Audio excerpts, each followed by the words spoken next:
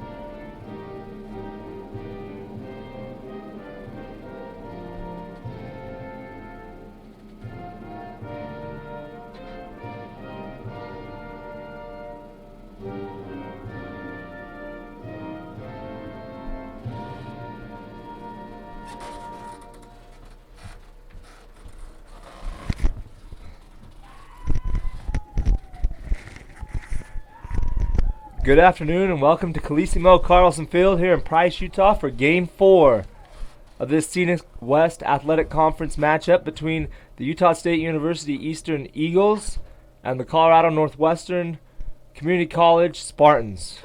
The Eagles have taken 2 out of 3 games so far in the set and look to go for the series win here in Game 4 as the Spartans try and salvage a series split. The Eagles will send Parker Byes, number 1, the sophomore from Stansbury High School grad, on the mound to try and claim Game 4. Behind Parker, doing the catching and batting 8th is Skylar Horine. Leading off and playing second base is Ethan Udy. The left fielder, Dylan Rodriguez, will bat second. Dawson Hall will bat third and play center field. Dylan Sanchez will bat fourth as a designated hitter. Ryder Peterson will bat fifth and play first base. Casey Hamilton will bat sixth and play third. Carter Pope will bat seventh and play third base. Skylar Horine will bat eighth and play catcher. And Cooper Olson will round out the lineup for the Eagles and bat ninth. The Spartans are lined up the same way they've been lined up for most 3 of these 4 games in the set. Curtis Hanson will lead off, play second base. Shuta Araki will bat second and play shortstop. Manny Casillas will bat third and DH. Braken Noakes will bat fourth and play left field. Alonzo Zuniga will do the catching and bat fifth. Matt Wild will bat sixth and play third. Corbin Turner batting seventh, playing center field. Nash Nichol batting eighth, playing first. Connor Hughes batting ninth and in right field for the Spartans. On the mound is Rodrigo Sanchez, number 13 for the Spartans, as the first pitch of today's ball game is taken for a strike down and away from Hanson, the leadoff hitter.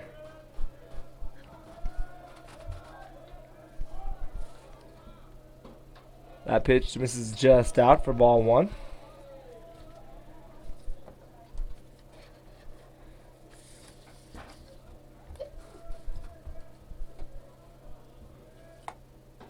Swung on a miss and an off-speed pitch for strike 2, and the count runs to 1-2. Hanson led off in each of these 4 games in this set. Been at second base every game as well. A check swing. Check to the third base umpire says he did not go, and the count runs to 2-2. Today's first pitch, 6 minutes early. 11:54. Beautiful Saturday to play baseball as he takes just down, apparently. Ball 3. Not sure where that one missed. And that will be a leadoff walk for Curtis Hanson.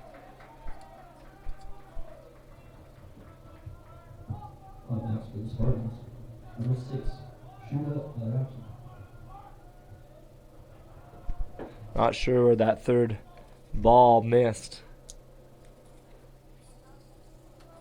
Shuta Rocky now. Number 6, the shortstop, will show bunt and take for a ball.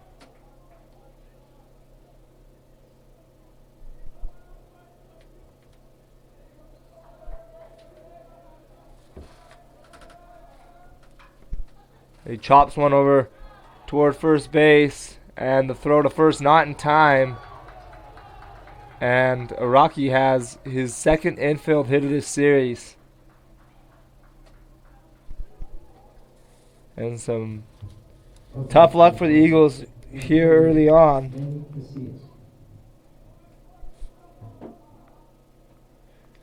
With the walk and an infield single, that brings up Manny Casillas, the designated hitter.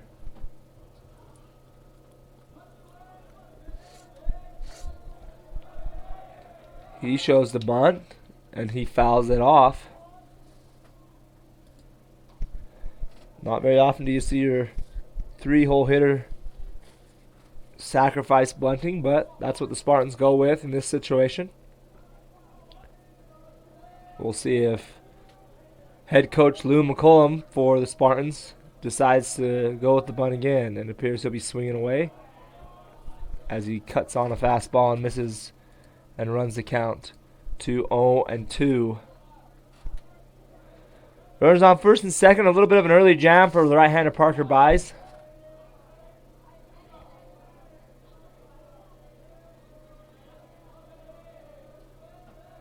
The 0-2 fouled back. The count remains 0-2.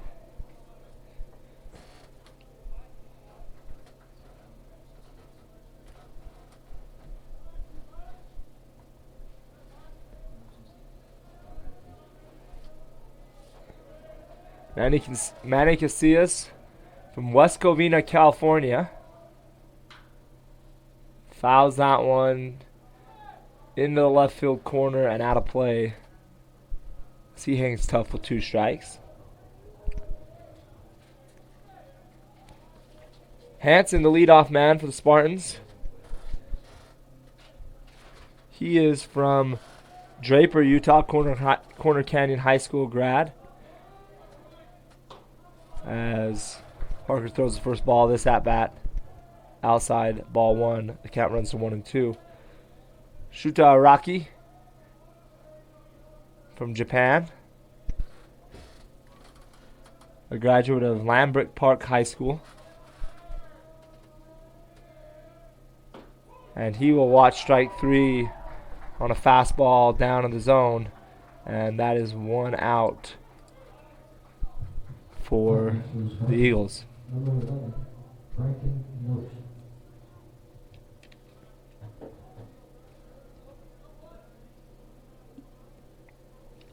Bracken Noakes, the left fielder, takes his hack, number 11. Bracken from Eagle Mountain, Utah, Westlake High grad. Hitting in the 4-hole for the second game of this series.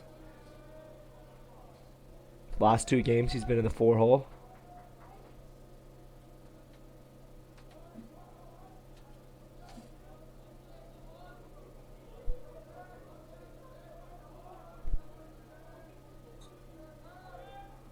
That ball, as a pickoff move, goes into center field. But nothing doing.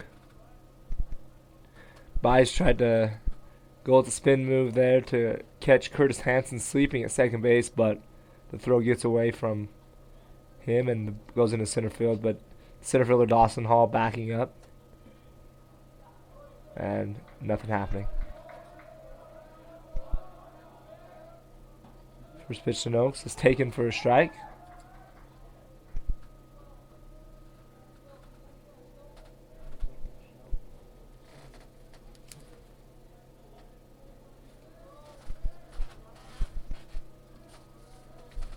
Runners on first and second with 1 out. 0-1 the count. Pitch taken on the outside corner for strike 2. And Buys going right after Noakes with 2 quick strikes.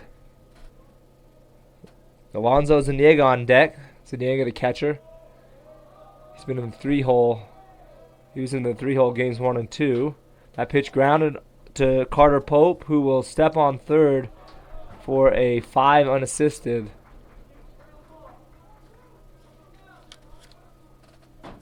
And the Eagles are 1 out away from getting out of this inning. Number 27, Alonso Zuniga. Kind of a tricky play for Pope to determine whether or not he should try and throw the ball to second and try and turn 2, or if he's best to just step on it. Ball is hit kind of softly, so he opted to step on the bag and get the sure out at third base. Fastball misses high to Alonso Zuniga. Zuniga in the 3-hole in games 1 and 2. Game 3 got a game off, as oftentimes you see catchers do, as Araki gets a little over anxious at second base, but Parker Bryce steps off and looks him back. Zuniga did get a pinch hit at bat late in yesterday's ball game. Back in the lineup for game 4 as he swings at a fastball and misses, and runs the count even to 1-1.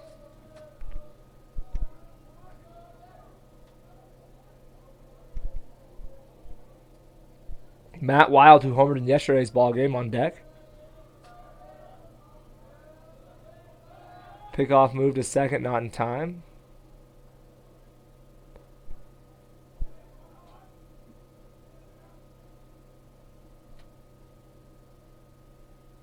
Noakes on first, the left fielder, reached on a 5 unassisted.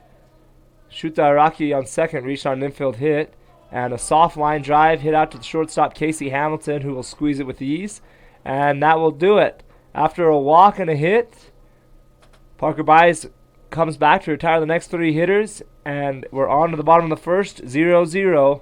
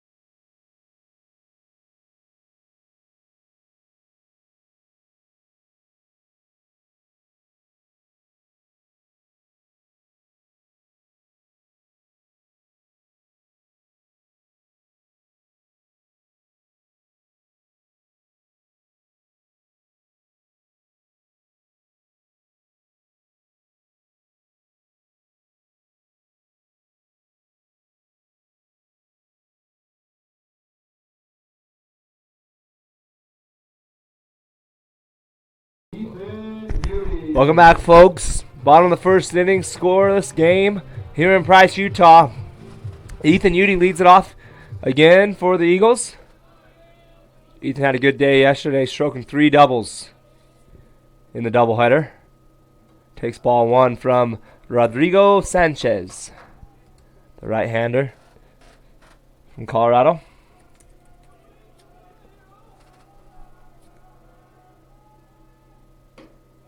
Another fastball low and away, misses again for a ball. 2-0 to the Eagles leadoff man.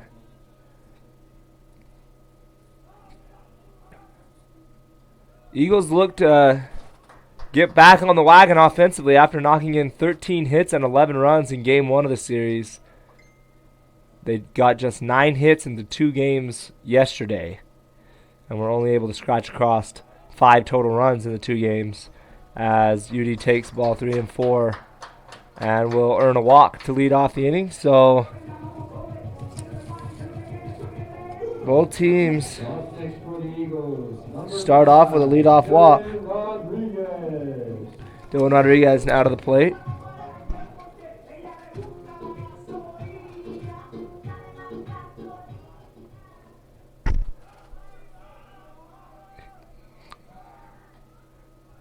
The 2 through 5 hitters in Game 1 all had multiple hits.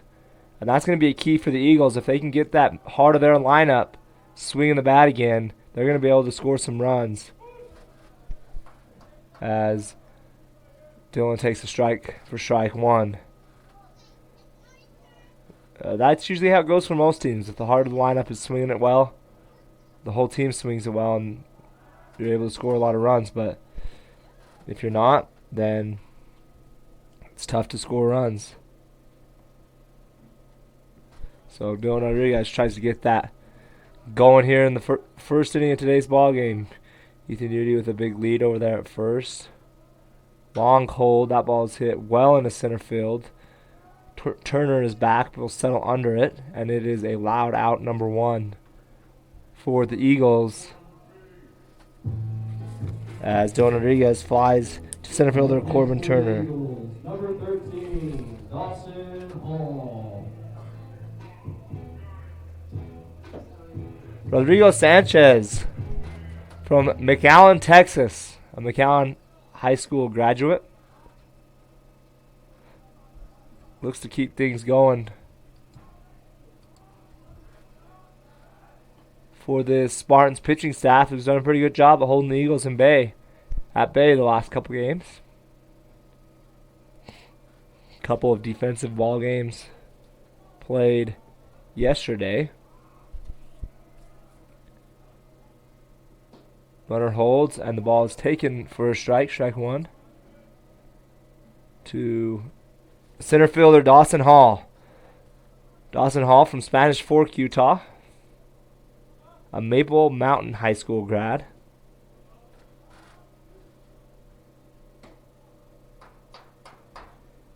As that pitch misses away from Dawson.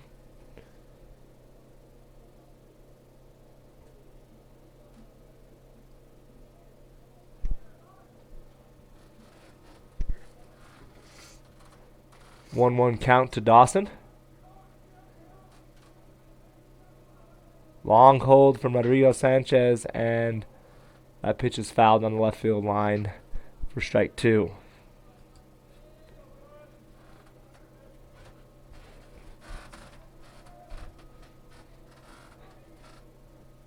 Dawson, a late addition to this Eagles team, as he joined the club this winter, as Sanchez picks over to UD, but not in time. He's been a big addition, as he's hitting in a 3-hole today and playing center field for the Eagles.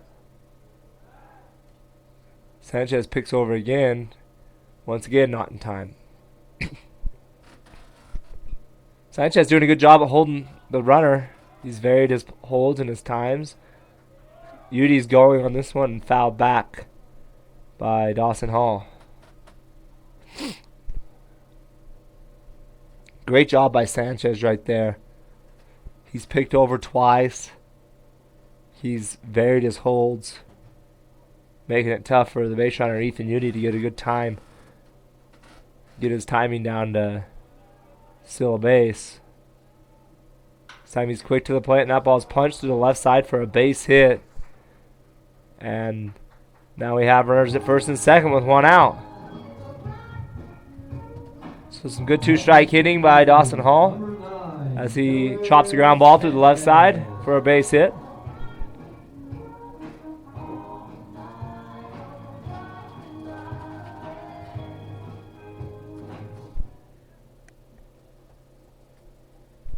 That'll bring up Dylan Sanchez. Dylan from Riverton, Utah, a Riverton High School graduate.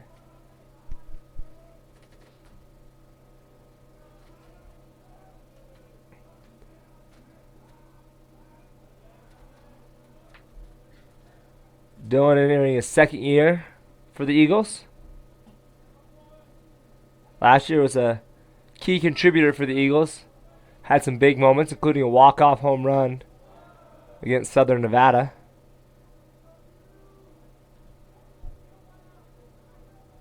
And he gets an early RBI opportunity here in the first inning.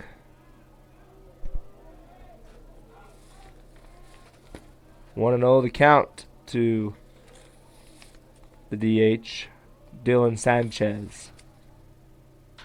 Fastball grounded on to the second baseman, Curtis Hanson, who flips over to Nash Nichol just in time.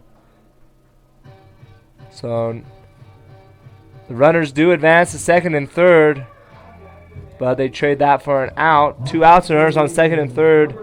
And that'll bring up Ryder Peterson.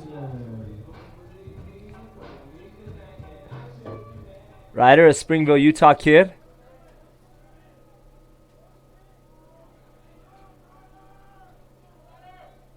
We'll get a chance to drive in some runs here in the early going. As he lines one into right field, Connor Hughes coming on, and that ball is going to get down for a base hit. Rounding third, heading for home is Dawson Hall, and he will score. And it's quickly 2-0 Eagles on an RBI single by Ryder Peterson. First pitch of the at-bat. Ryder got a fastball inside, kind of jammed him up, but he's able to plop it down into right field. And both runs are going to score. And that'll bring up Casey Hamilton, the shortstop, number 32. So just like that, the Eagles with 2 outs, able to come through. That's a mark of a winning team right there. A team that's able to score with 2 outs, come through in clutch situations. So a big time hit by Ryder Peterson. Casey from Orem, Utah. Went to high school at Timpanogos High, and that ball's grounded over the shortstop, Shuta Araki, over to the second baseman, Curtis Hanson. And that will do it. But the Eagles do push across 2 runs on 2 hits and a walk. And it's 2-0 Eagles heading into the top of the second inning.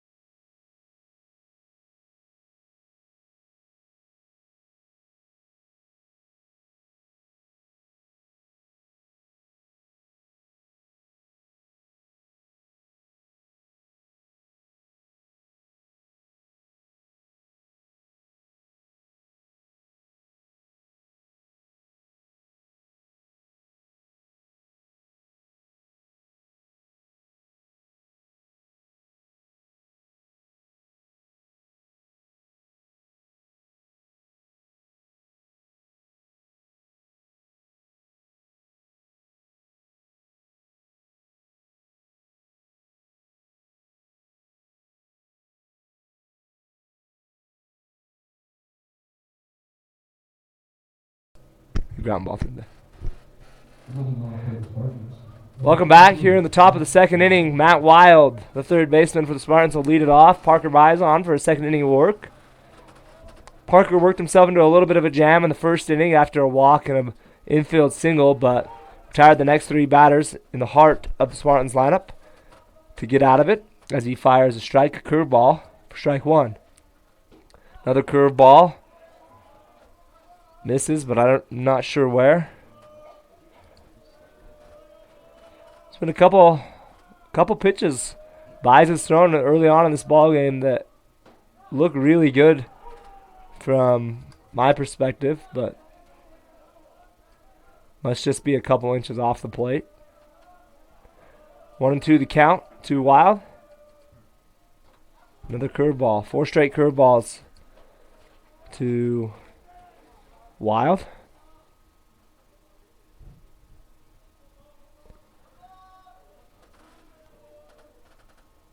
Fastball misses high.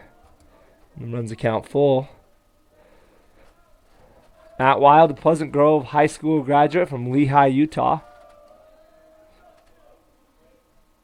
And they go back to the curveball that misses, and another leadoff walk issued by Parker Buys. Up next for the Spartans, number 5, Corbin Turner.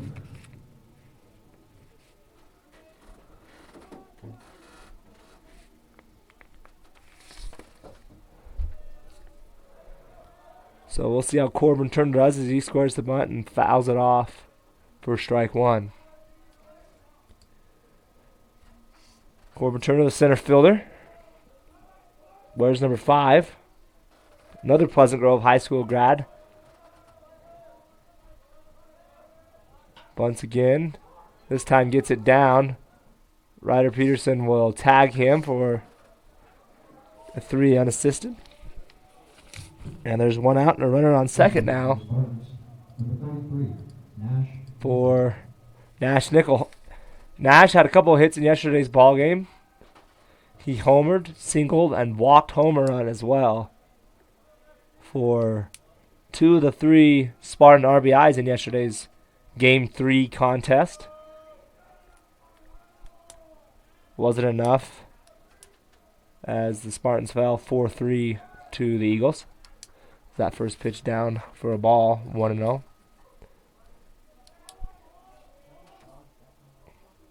Nichol, a big lefty from Parker, Colorado. And that pitch is skied high in the air. Wonder if we'll see an infield fly roll in effect. It's never called. And there's 2 outs.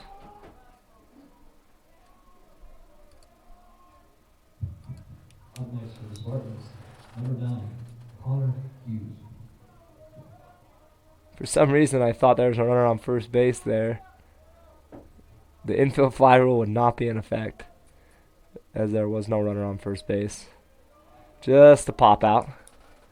And 2 away in the inning for Connor Hughes, number 9, the right fielder.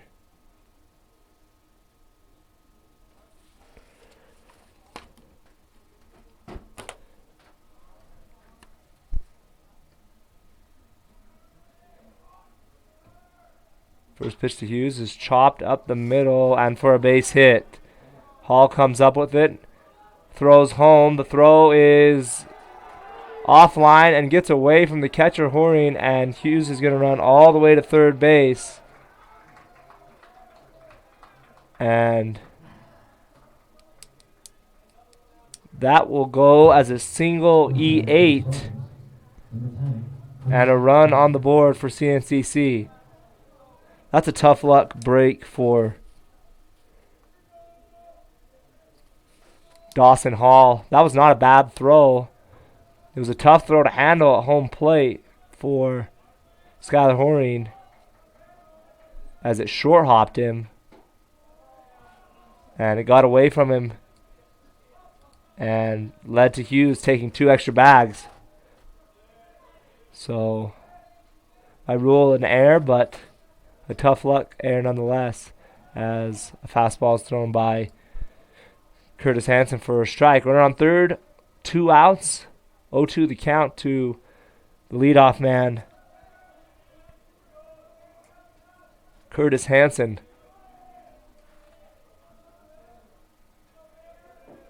The 0-2 misses outside for a ball, 1-2.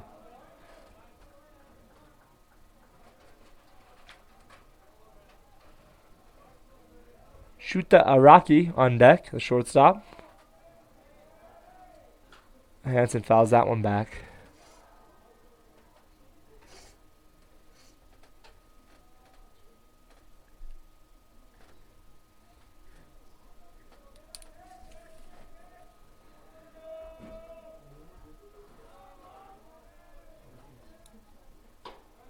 Curveball taken just high.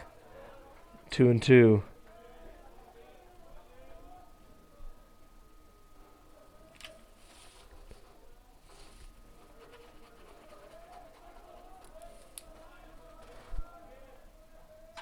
Fastball line to the shortstop, over the shortstop's head for a base hit, and it's a tie ball game here in the top of the second inning.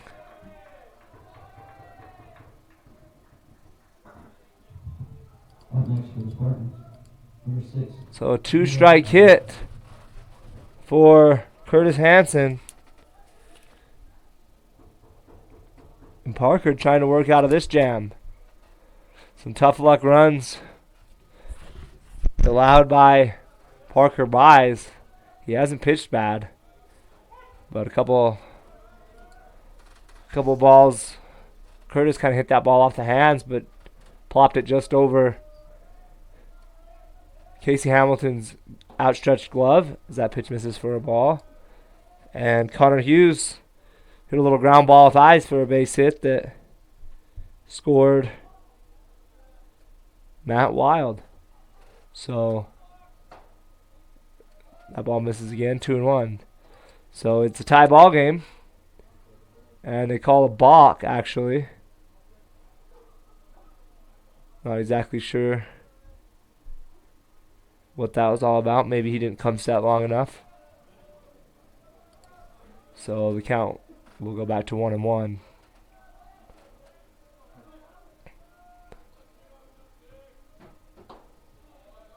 Ball misses away and it returns to 2-1. Shuta Araki had an infield single in his first at bat. Hit a little chopper in between first and second. That by the time first baseman Ryder Peterson was able to get to it and throw over to the pitcher covering, it was too late.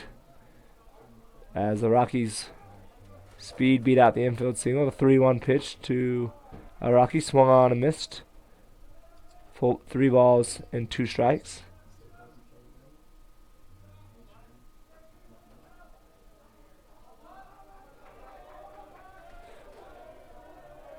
Shoot the sophomore here at CNCC.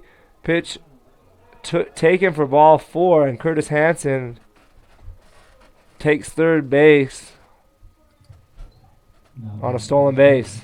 Number 28, Manny Casillas. So Parker's still not out of it.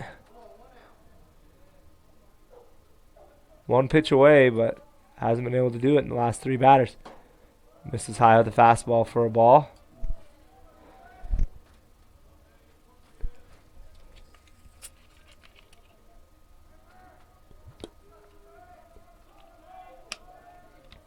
One and 0 to Manny Casillas as Araki takes off for a second, but the ball is grounded to the second baseman Ethan Udy, who flips over to Ryder Peterson, and the Eagles are finally able to get out of the inning. But 2 runs come across, and just like that, we have a new ball game heading into the bottom of the second inning here in Price, Utah.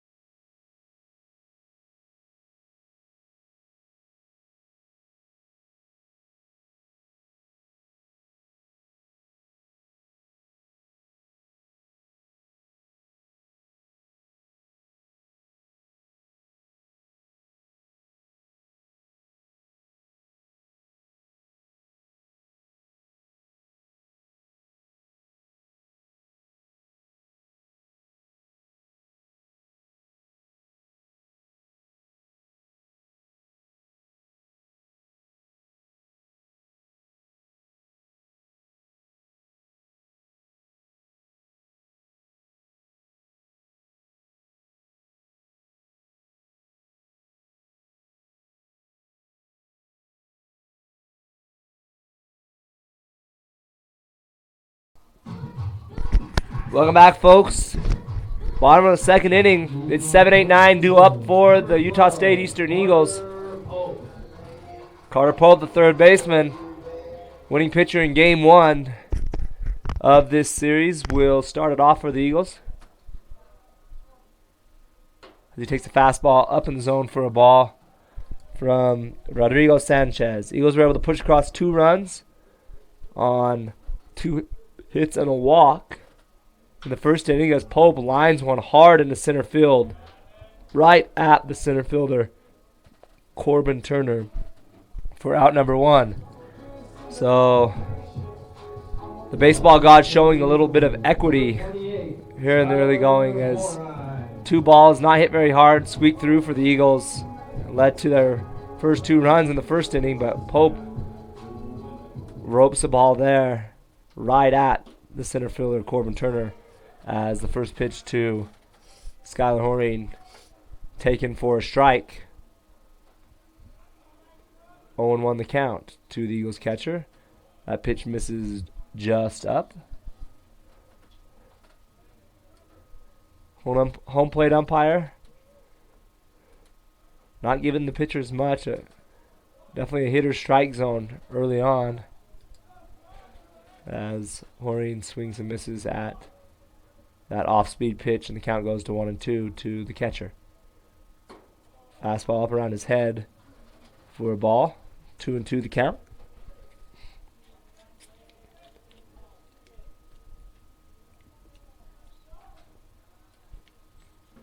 And it looked like a changeup in the dirt, swung on and missed.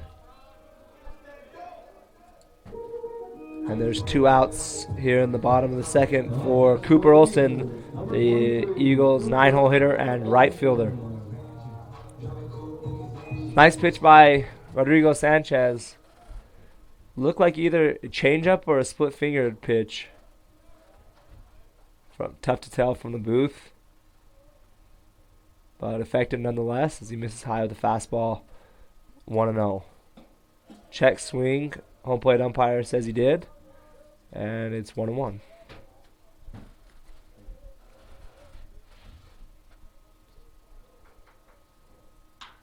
Cooper hits a 2-hopper over to the shortstop, Shuta Araki, who steps and throws over to the first baseman, Nash, Nichol, and it's a quick 1-2-3 inning for the Eagles in the bottom of the second inning. Heading to the top of the third, tied at 2-2.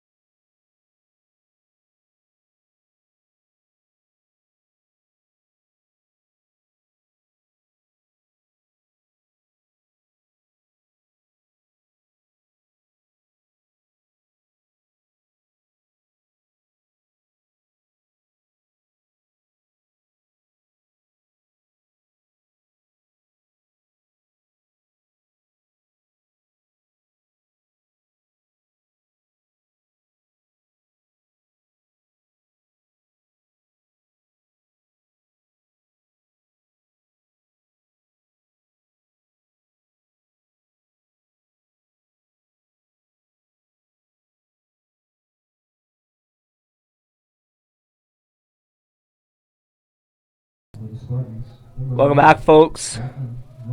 Top of the third inning. Bracken Noakes, the left fielder, cleanup hitter for the Spartans, will lead off. As a change up in the dirt misses for ball 1. Spartans right now holding on to the momentum after scoring 2 runs in last inning and having a quick 1-2-3 inning in the bottom of the second inning. Looking to repeat that success here in the top of the third.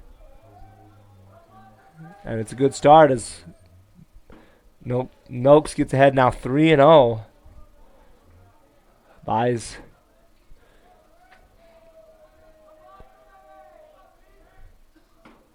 That one misses for a ball.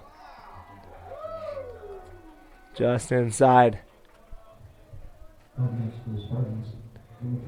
Definitely not a lot given off the edges so far in today's contest by the home plate umpire. For either side, not just for the Eagles. Which as a player you can live with that. You can live with an umpire who's consistent. You just want to be consistent either way. He's going to give a couple inches off the outside corner, then give a couple inches each time as a bunt's laid down by the catcher Zuniga. Buys, fields, and throws over to the first baseman, Ryder Peterson, and it's a successful sacrifice on the first pitch of that at-bat. And runner on second with one out now.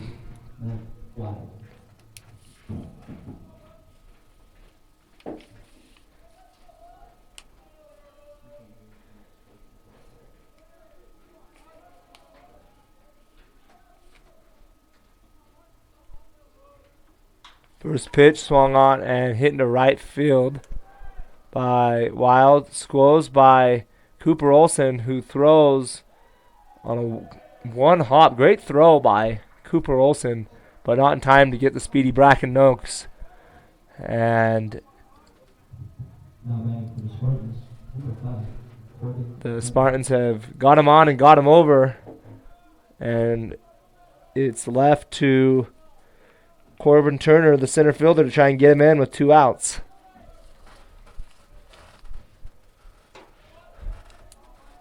That was a great throw by Cooper Olsen.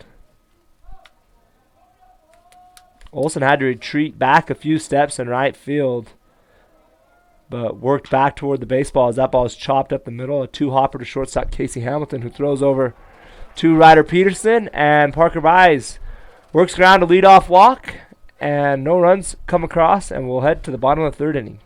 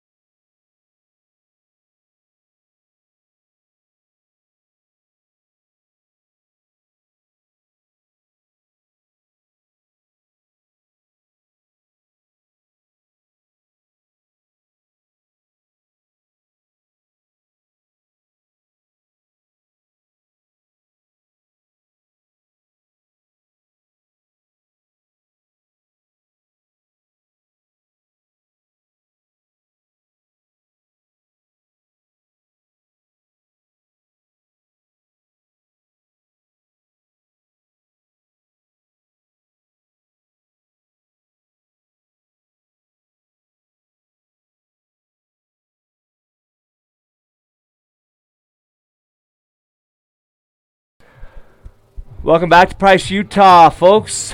Bottom of the 3rd inning. The Eagles are back to the top of their lineup. Ethan Udy looking to see if he can spark a rally. He walked in his last at-bat. This time takes a called strike on the outside corner. Looked like a slider to the Eagles' second baseman.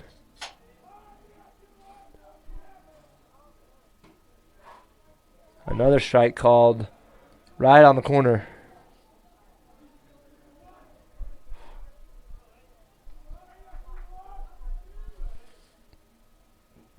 Misses with the ball.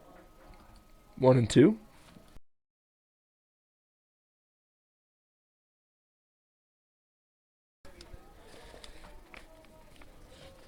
One and two the count to Ethan Udy. Pulls the change up. And the count is even at 2 balls and 2 strikes. Bottom of the 3rd inning, Game 4. Eagles looking to grab a series win, and the Spartans looking to salvage a series split. That ball's grounded over to the second baseman, Curtis Hanson, and he throws over to the first baseman, Nash Nichol, for out number 1. And that brings up Dylan Rodriguez, the left fielder from Brigham City, Utah.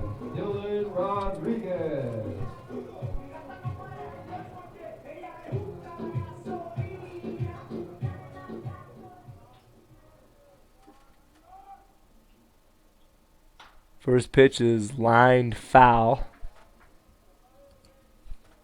for a strike.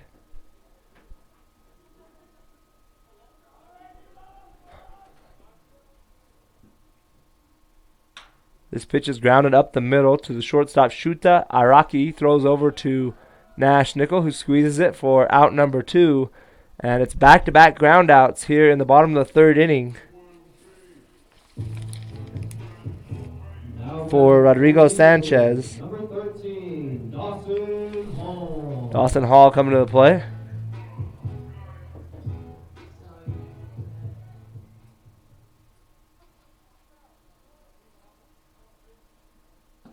Takes an off-speed pitch for a ball, 1-0. Dawson singled the other way in his first trip up to the plate. Takes a strike on a curved ball.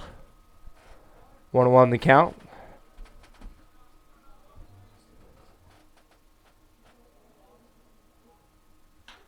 He's going to go the other way again for a base hit. This time on a line drive single to left field. And so Dawson Hall is 2 for 2.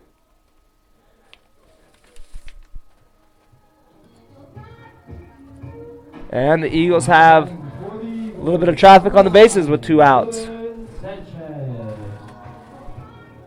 For Dylan Sanchez, the cleanup hitter. Sanchez does have good power. Pretty complete hitter. Able to shoot the ball to all fields as he takes that one for a ball. 1-0.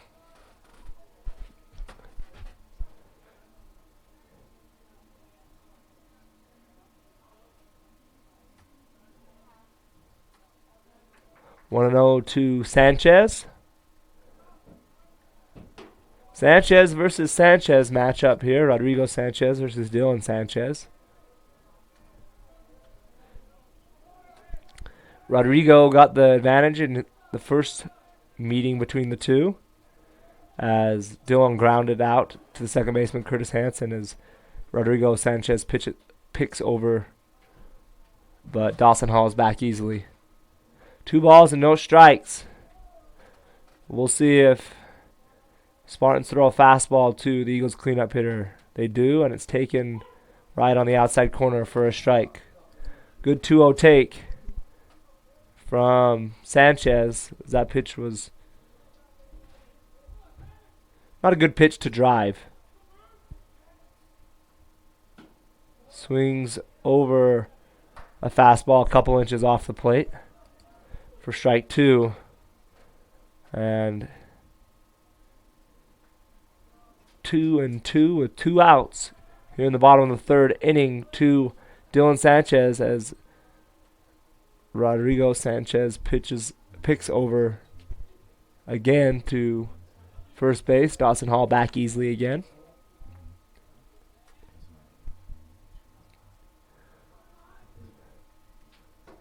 Pitch out here. And nothing doing. An obligatory throw by the catcher Zuniga over to first base. But Hall is back easily. Count goes to full. 3 balls and 2 strikes. Hall moves and not sure why Zuniga is throwing there with 2 outs and a full count and a force play on. Hall's moving there. Surprised that the middle infield for Colorado is covering there as well. Luckily for them, there was a ball, but to vacate the infield in that situation, kind of silly as runners are moving with full count and 2 outs with the force on. That brings up Ryder Peterson, who chops one toward the first baseman Nash Nichol, who flips over to Rodrigo Sanchez. And that will do it here in the bottom of the third. No runs on 1 hit and 1 walk. 2 runners left stranded. And we'll head to the top of the 4th inning.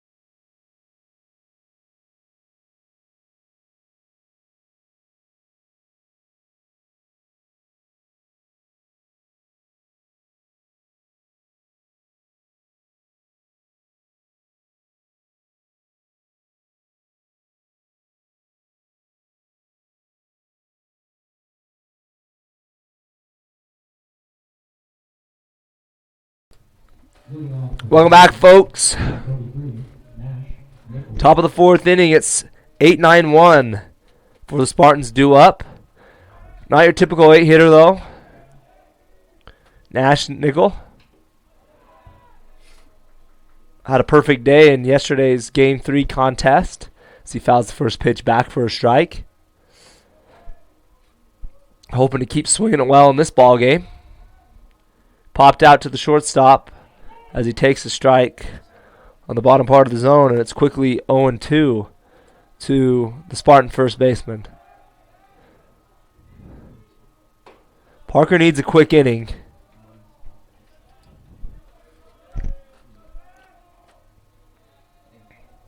Yet to have a clean inning. Throws another ball, 2-2 the count.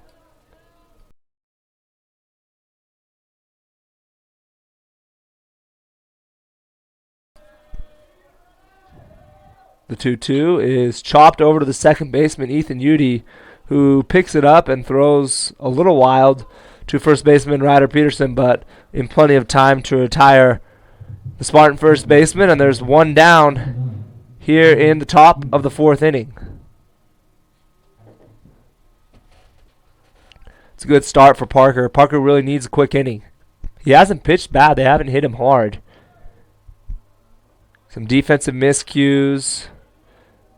Some well-placed hits for the Spartans have allowed them to push 2 runs across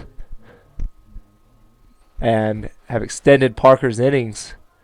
So he's yet to have a real quick inning as that pitch is fouled back. Connor Hughes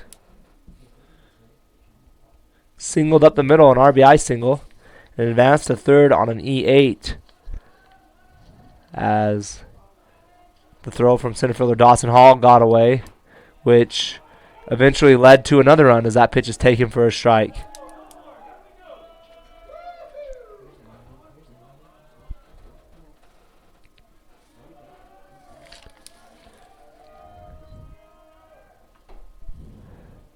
That pitch way inside for a ball. Count goes to 2-2. Pitch popped foul, and Hughes remains tough at the bottom of the lineup for the Spartans.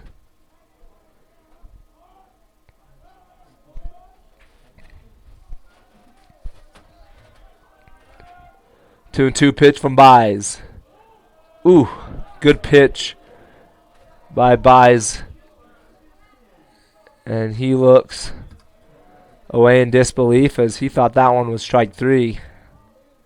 A groan from the home crowd as they did as well. And that ball is hit off the end of the bat into center field, and a retreat step from Dawson Hall comes in on it and grabs it for out number 2. And it's 2 up, 2 down, and Baez trying not to be denied a 1-2-3 inning. And Hanson, who is working on a perfect day as he has walked and singled in his first 2 trips up, looks to see what he can do.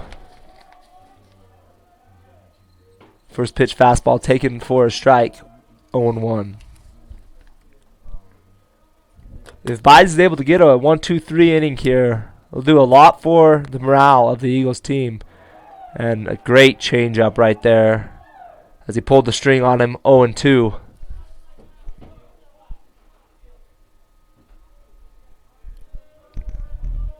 As momentum's kind of been dominated by the Spartans the last couple innings, but a quick 1-2-3 inning will be nice for the Eagles, and the 0-2 pitch is high for a ball. 1-2 the count.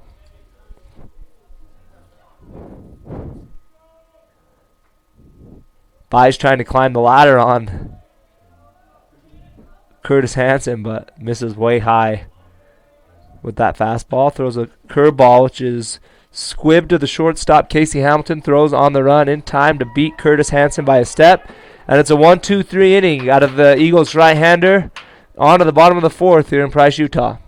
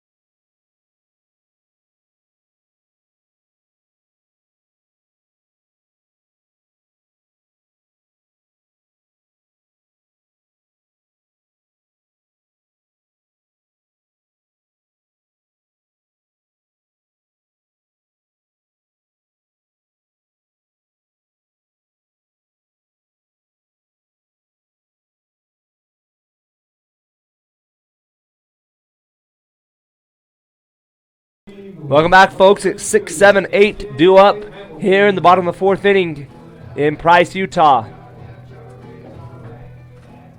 Casey Hamilton leads it off, the shortstop. He grounded to the shortstop in his last at-bat as he takes a strike. 0-1.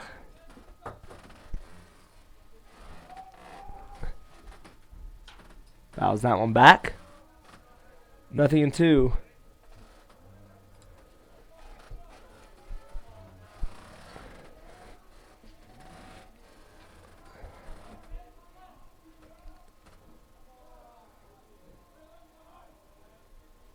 That pitch misses in the dirt. Sanchez has thrown a fastball and a curveball. And looks like a slider there as well. But I can't tell if he's throwing a changeup or a split finger pitch. For another one of his off-speed pitches, and there it is. Fouled off the end of the bat. Count remains 2-2. Kind of tough to see spin up from up here in the booth. But Sanchez is throwing 4 pitches.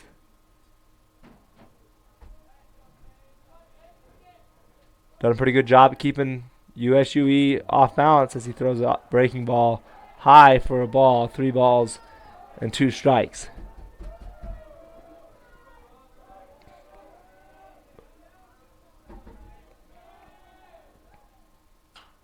Pitch skied high behind home plate. The catcher Zuniga will squeeze it for out number 1.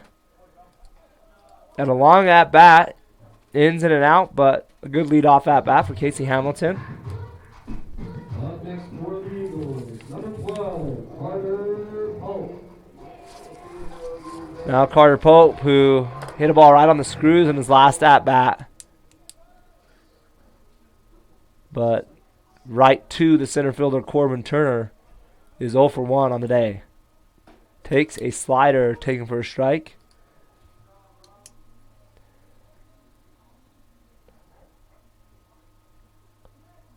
Pope from Vernal, Utah. Graduate of Uinta High School.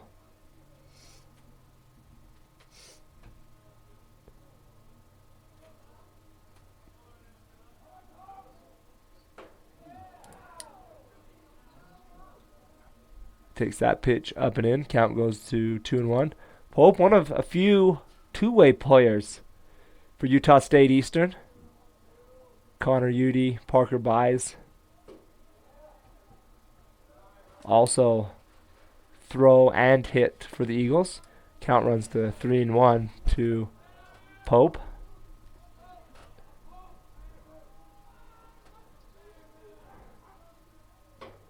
Big swing at a high fastball. Count runs full. 3 balls and 2 strikes. It's a lot of work to be a two-way player at the collegiate level. You've got to get all your work in as a pitcher, but also all your work in as a hitter. Tough to succeed. And Pope swings over an off-speed pitch for strike 3, and there's 2 down. Now batting for the Eagles, number 28, Skylar Horine. And here's Skylar Horine, catcher. Skylar has 2 hits in this series and make that 3 as he drops one in front of the left fielder, Bracken Noakes. As he hits the line drive single into left field, and the Eagles have another 2-out base runner. So some good 2-out hitting so far by the Eagles. It's their 3rd 2-out hit of this ball game. 4th 2-out base runner.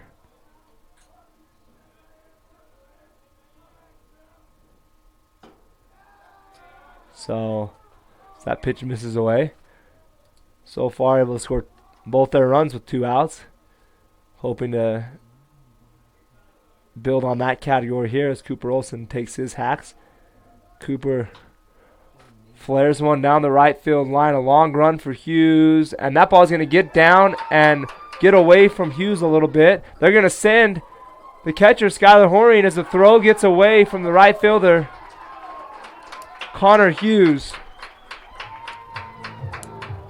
And not your typical RBI double, but it does a job. And it's 3-1 Eagles. Ball hit off the end of the bat by Cooper Olsen, and it plops down right down the right field line. Bobbled a little bit by the right fielder, Connor Hughes. And then threw it to second, hoping to get Cooper Olsen, but not seeing that the Eagles were waving home the catcher, Skylar Horine, and he scores easily as a pitch up around Ethan Udy's eyes misses for a ball. So it's 3-2 Eagles after a little bit of a defensive miscue by the Spartans right fielder. So each team giving the other team a run here in the early going due to defensive mistakes. Udy fouls that one back. Good swing out of the leadoff hitter.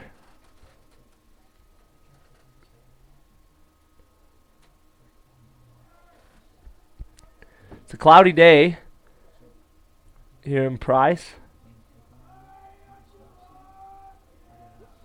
The high expected to be around 57 degrees. The 1-1 to Udy misses with a slider. 2-1.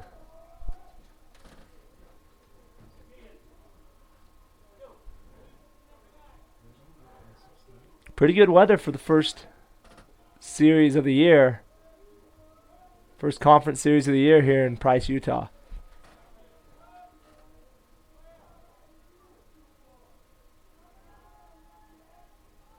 Two-one. Pitch is popped high and deep into center field. Still carrying back to the wall. And squoze by the center fielder, Corbin Turner, at the base of the wall for out number 3. Eagles push across the run. Another 2-out run. 2 2-out hits. And the Eagles are up 3-2 heading into the 5th inning.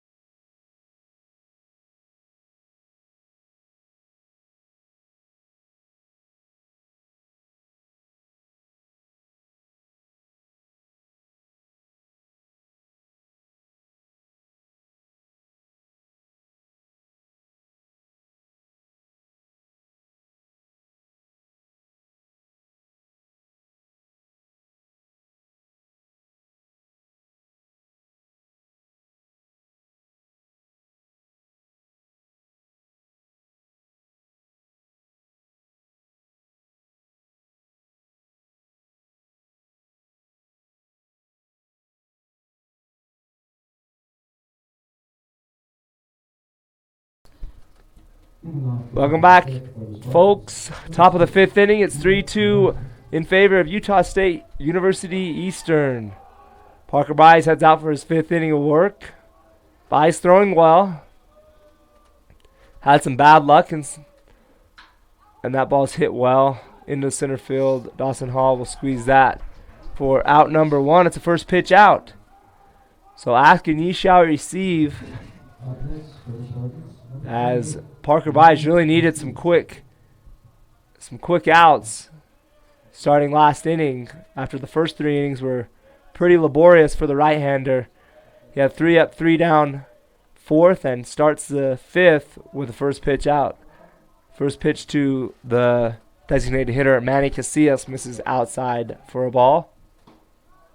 Comes back with a strike with a 2-seam fastball on the outside corner of the plate.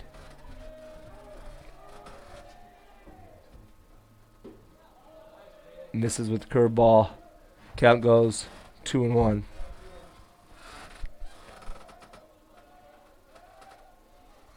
That pitch right down the middle for a strike. That fastball had a lot of run to it. Started off on the inside corner of the plate and ended up right over the middle for a strike. Parker missing with a breaking ball, and count runs full.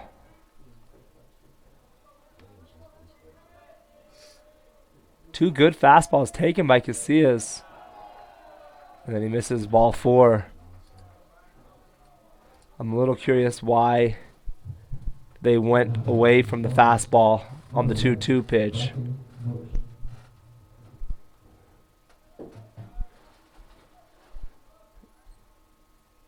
And Bracken Oaks will get his ups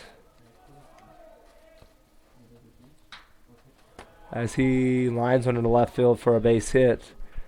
And back-to-back batters have reached for Colorado.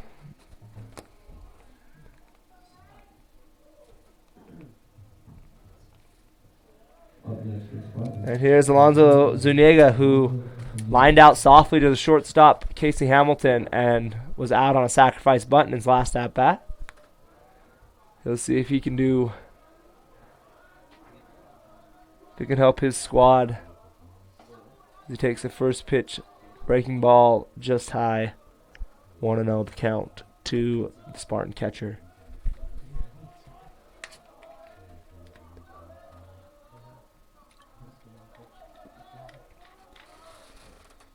Fastball swung on and missed by Zuniga. 1-1 the count.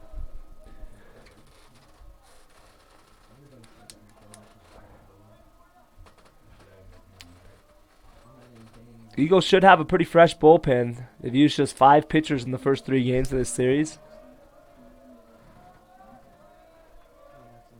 And that fastball thrown by Zuniga again. I'd like to see the Eagles stay with that fastball. Parker's got a good fastball. Zuniga's been late on the first 2 fastballs thrown. And they do stay there, and he fouls it back. 1-2 the count.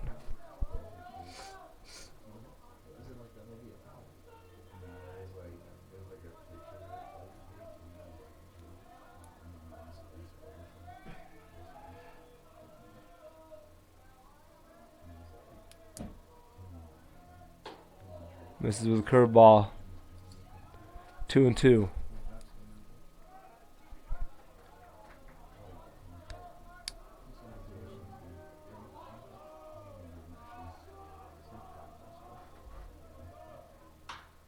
That ball is hit hard into center field. Dawson Hall retreats and squeezes it. And the throw will be cut off from Hall. So Zuniga has allowed out number 2 as he lines out to the center fielder, Dawson Hall. Casillas able to advance as he tags up and advances to third base. Runners on first and third with 2 outs. Matt Wild, who has flown to right and walked, will try and tie this ball game up here in the top of the 5th inning. Fastball misses high. 1-0 the count.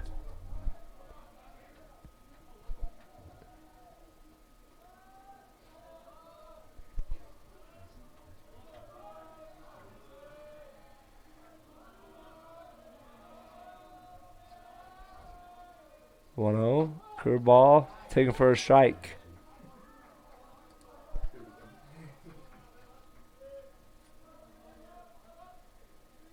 Corbin Turner, who is 0 for 2, waits on deck. Running is Noakes, and he will take second base without a throw. As that ball missed, 2-1. A lot of stolen bases for both teams in this series. Fastball thrown by Wild for strike 2. Not sure if that is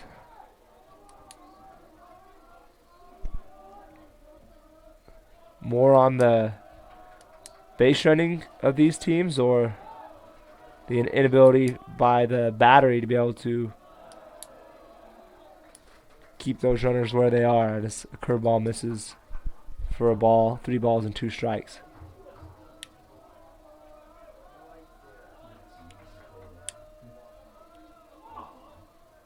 Full count pitch misses high for a ball, and Wilder reaches, and the bases are loaded for Corbin Turner, who has grounded out on a and was out trying to bunt for a hit. His first at bat. So Buys find himself in a jam. Coach Kurt Caney gonna let Buys continue.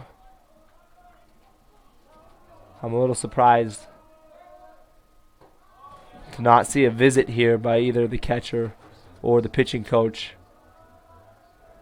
as Buys has kind of worked himself into a jam. Shows they have confidence in Buys as that pitch is grounded out, or grounded foul, excuse me. And here is a visit from the catcher, Skylar Horine. It's a good situation for a visit. It's a big spot in the game. You have a 1-run lead. Things haven't gotten out of control yet, but it's definitely a turning point. Could be a turning point for good or bad if the Eagles are able to get out of this jam. If they're able to get out of it, it's a big boost. Get his team fired up. But if Colorado's able to push across a couple runs here, it's a new ball game. So the 2-1 pitch is fouled straight back. And he has Corbin Turner, the center fielder, down to his last strike. We'll see if he can retire his man. Don't get too picky here as a pitcher. It's easy to try and pick too much and go for the strikeout, but any out works, and that pitch is hit off the end of the bat and snagged by the second baseman, Ethan Udy. What a play. Great play by Ethan Udy as he was able to track that line drive off the end of the bat by Corbin Turner and make a a snow cone grab. What a play. Saves a couple runs, and the Eagles hold on to their 3-2 lead heading into the bottom of the 5th inning.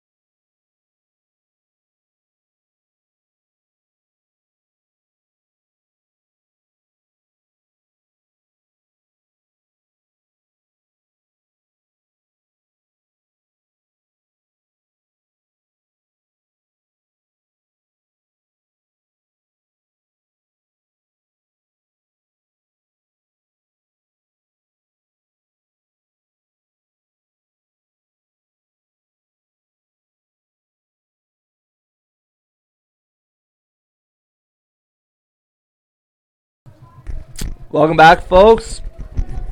Bottom of the 5th inning. We're halfway through this 9-inning ball game. Game 4 before game set. Eagles going for the series win. They hold on to a 3-2 lead.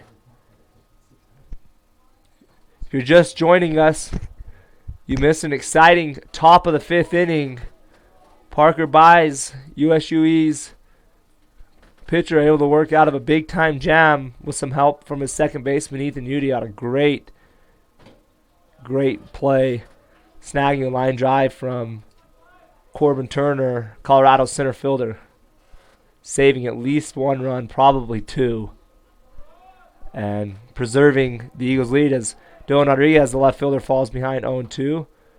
Off-speed pitch taken inside for a ball, 1-2. Rodriguez, one of the best hitters in the conference with 2 strikes, and lines that ball up the middle for a base hit. And that ball gets away from the center fielder Corbin Turner, and it's a leadoff 2-strike single by Dylan Rodriguez. Great job of hitting right there. Didn't smoke that ball, but with 2 strikes, he had to battle up, and that was a good pitch from Rodrigo Sanchez, and he spoiled it, was able to get the barrel on it, and hit a line drive into center field. And Dawson Hall will try and continue his perfect day as he's 2 for 2. That's one of the reasons why I love Rodriguez hitting at the top of this lineup. He's so good with 2 strikes. He knows his role, and he doesn't strike out very much, and able to have a big 2-strike leadoff single to hopefully spark a rally for USUE. 0-1 the count to Hall as he tried to bunt on the first pitch of the at-bat. Fouls that one back, and it's quickly 0-2 to the Eagles center fielder.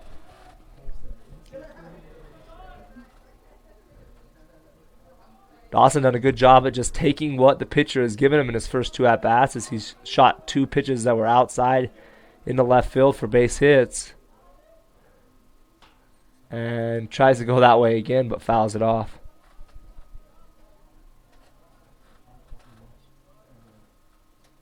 We'll see if they give him something a little better to hit in this at-bat. Hopefully he can do some damage, pick up his 3rd hit of the game.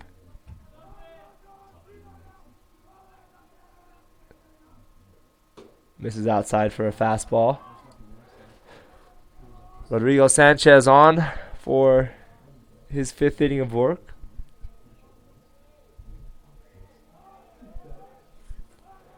Sanchez, a big, tall right-hander, standing in at 6'3". That ball misses in the dirt. Good block by the catcher, Alonso Zuniga, who's going to take a minute. Might have blocked it with something other than his pads, and the home plate umpire will give the catcher a second. A little bit of baseball etiquette on display.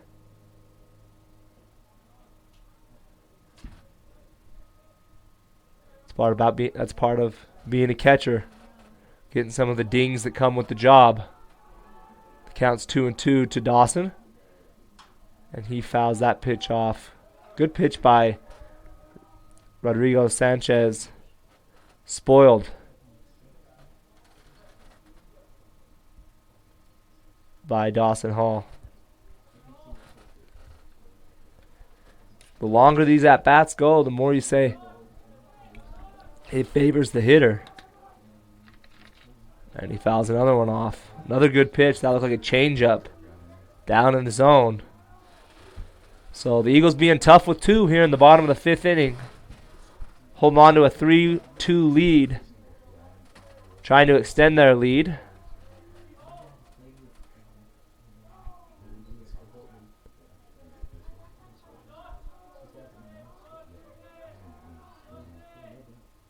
That ball is lined to the second baseman, Curtis Hanson. A snap throw back to the first baseman, Nash Nichol, not in time.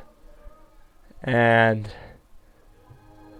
Dawson Hall is retired for out number 1. Up next for the Eagles, number 9, Dylan Sanchez. Good base running by Dylan Rodriguez to get back on a line drive. Especially that particular line drive. It looked like at first it might have got over the second baseman, Curtis Hanson. First pitch, called strike on the outside corner of the plate. First time we've really seen those corners get called in today's ball game. Check swing foul for strike 2. And Sanchez gets to 2 strikes with each of the first 3 hitters in this bottom of the 5th inning.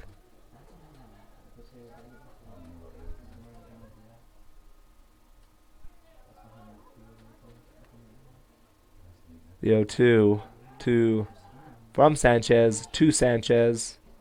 Swung on and missed. Picked up in the dirt. Oh. And Dylan Rodriguez is thrown out. Trying to advance on a ball in the dirt, and it's a strike him out, throw him out double play.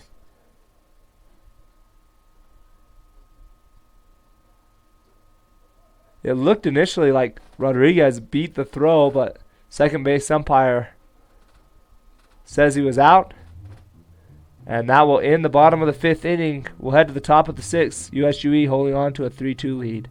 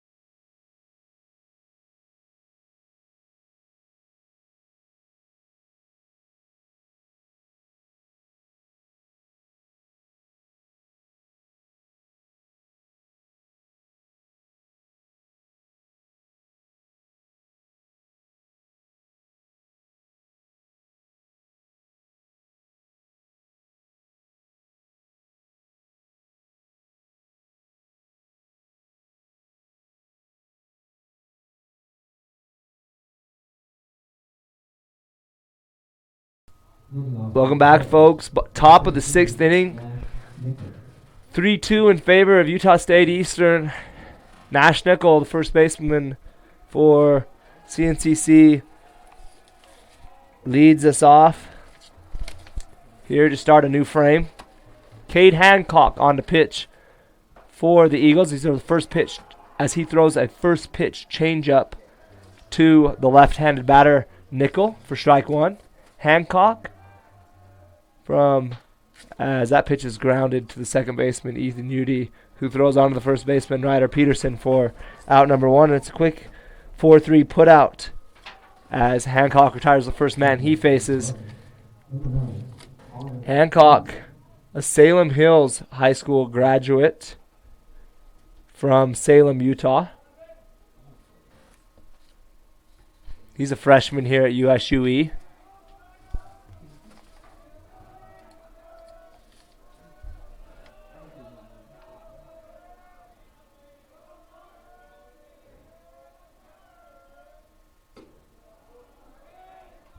Salem Hills High School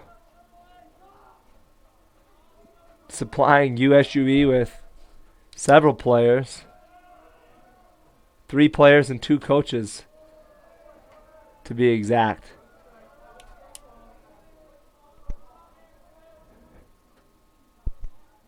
As Hancock falls behind 2 balls and no strike. And falls behind 3 balls and no strikes to the number 9 hole hitter Connor Hughes.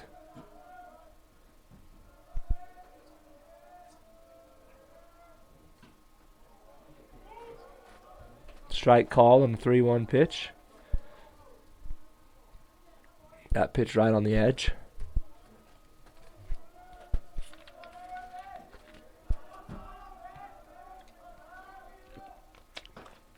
Three-one swing and a miss.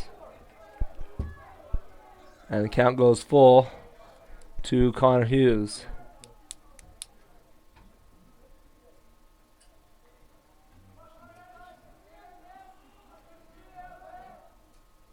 And he swings and misses a great fastball on the outside corner of the plate. And there's 2 down. Here in the top of the 6th inning. 2 up, 2 down. Just the second strikeout by the Spartans today.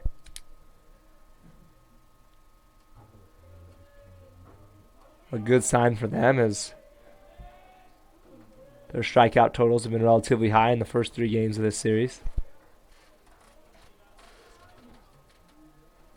That pitch misses low and in for ball 1 to Curtis Hanson, who's 1 for 2 on the day. With a walk.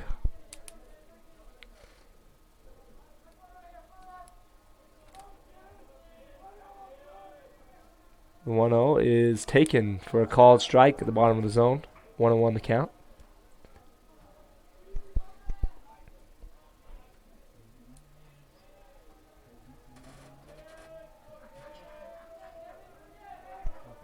The 1-1 fouls straight back toward me,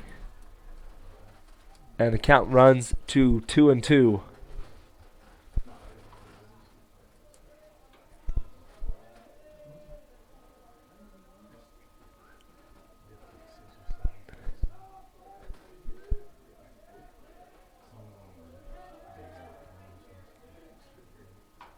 Slider is chopped over to the first baseman, Ryder Peterson, who will step on the bag for out number 3, and it's 3 up, 3 down for the Spartans in the top of the 6th inning. On to the bottom of the 6th. Eagles lead 3-2.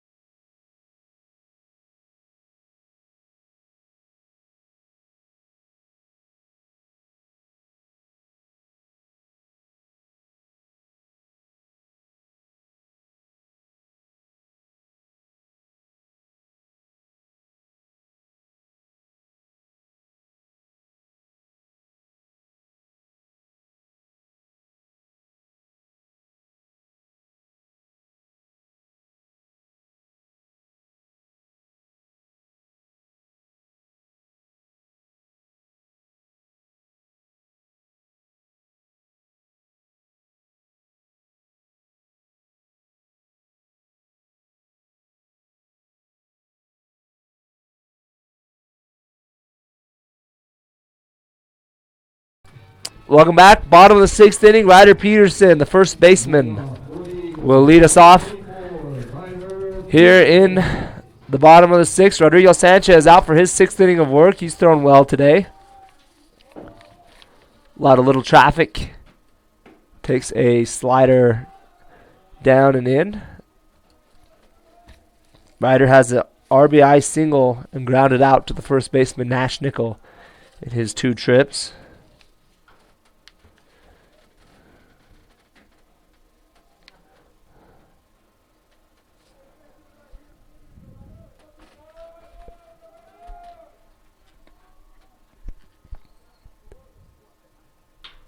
And he hits the 1-1 pitch on a line to the right fielder for a base hit. And Ryder has a 2-hit ball game, his second multi-hit game of the series. A ball is hit hard.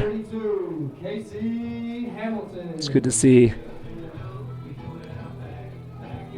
And The head coach for CNCC, Lou McCollum, is going to take a slow walk out to the mound.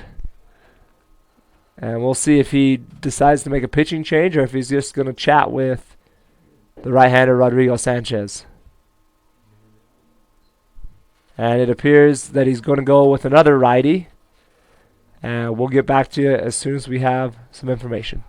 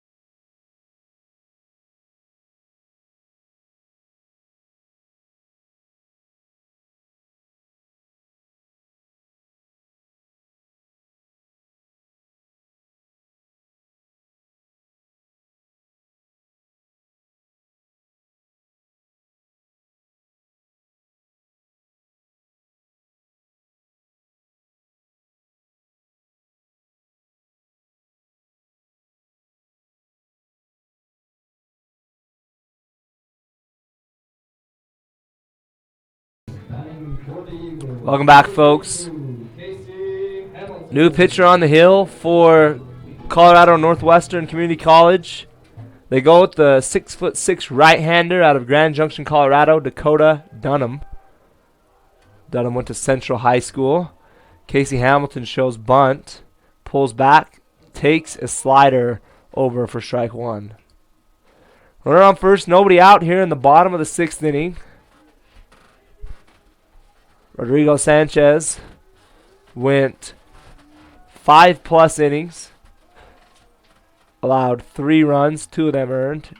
This time Casey Hamilton gets the bunt down, and the throw from Dunham over to Nichol is good for out number 1, but the first baseman Ryder Peterson advances on the sacrifice bunt by Casey Hamilton, and that leads to Carter Pope, who is 0 for 2 with a strikeout and a line out.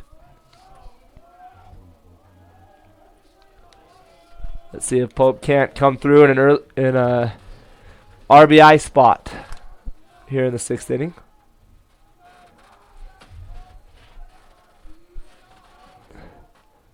Time is called. Pitch is delivered anyway. Time was called late, but granted by the home plate umpire.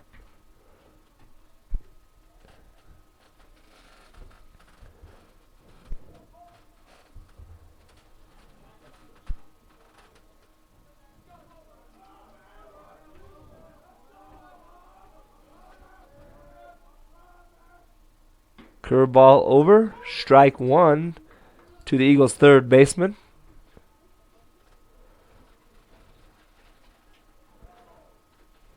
Pope trying to come through here with the ball hit hard and find a hole somewhere to bring home the Eagles' 4th run of the ball game. The runner at second is Ryder Peterson. doesn't have great speed.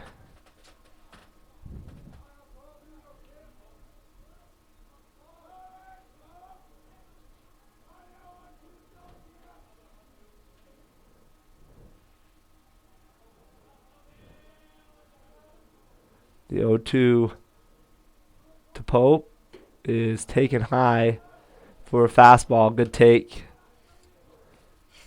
On a pretty good pitch by Dakota Dunham.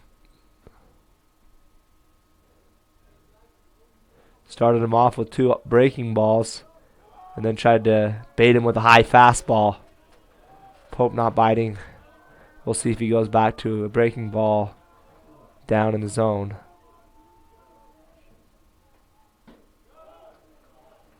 Misses low, ball 2. Looked like a fastball.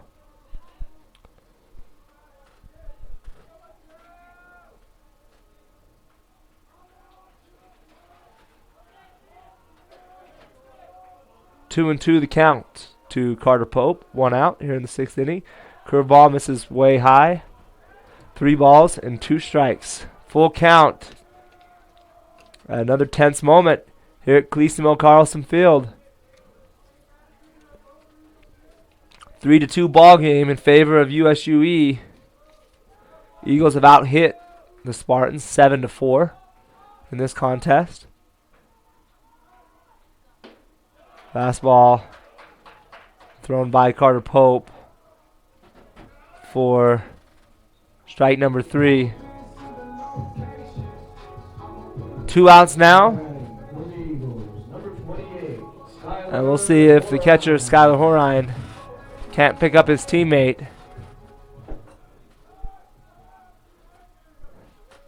And drive home a run here for the Eagles. Horine has struck out and singled. Had a nice single in the left field in his last at-bat for one of the Eagles' 7 hits today. Curveball taken high for a ball. 2 outs will help Ryder Peterson score, so he'll be going on contact here.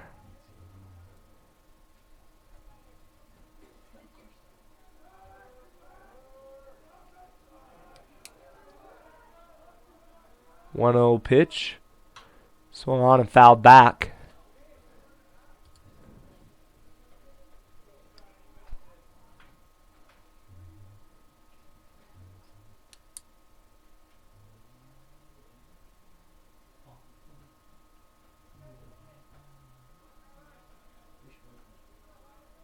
One pitch to Skylar Horine.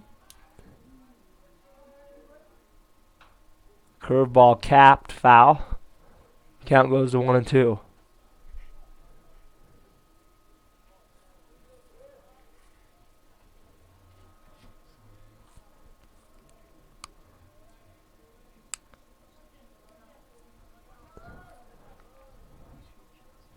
Dunham steps off.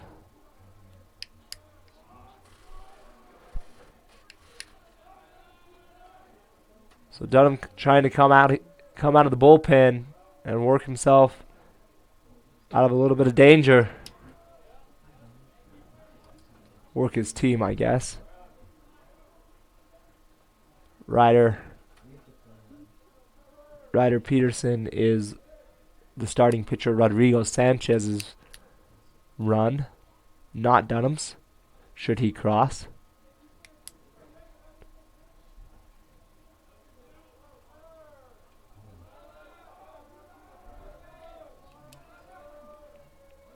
And Dunham steps off again, having a tough time coming to agreement with the catcher, Alonso Zuniga, about what they want to go with here.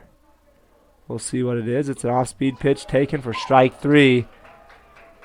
And Dakota Dunham comes in, strikes out 2, and retires the side. Heading into the top of the 7th inning, USUE clinging on to a 1-run lead, 3-2.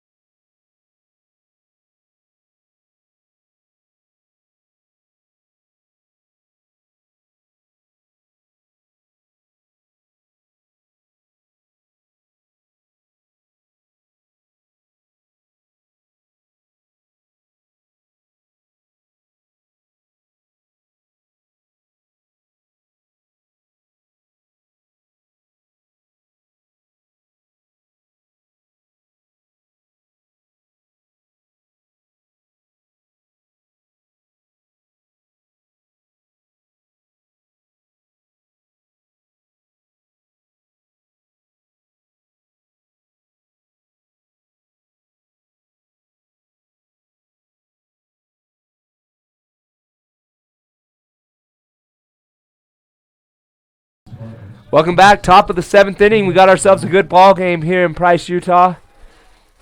CNCC takes their hacks here in the top of the 7th. 2, 3, 4 due up in their lineup as the shortstop Shuta Araki takes strike 1 from the right-hander Cade Hancock. Hancock on for his 2nd inning of work. Parker buys through 2 good innings. Parker buys through 5 good innings, giving up 2 runs.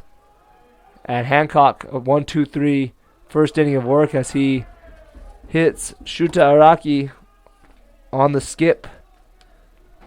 And Colorado has a leadoff base runner. Manny Casillas has struck out, grounded out, and walked in today's contest.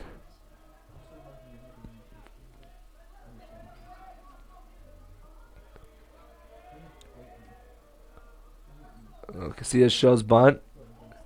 Takes the ball just off the plate for 1-0 to the designated hitter.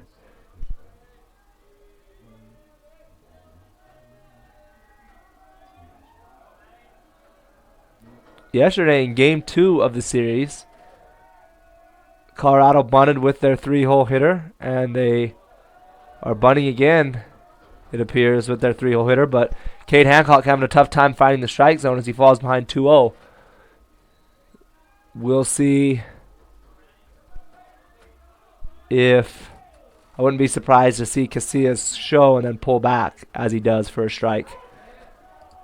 Count goes to 2-1. A lot of teams like to do that when a guy is having a tough time finding the strike zone. They'll show bunt and then pull back and take. Casillas looking like he's going to bunt again. Fouls that one back. And the count goes to 2-2. We'll see if they have the bunt on with 2 strikes. Definitely an interesting situation. Usually teams put one of their better hitters in the 3-hole and trust him to swing the bat, but every coach has a little bit different philosophy.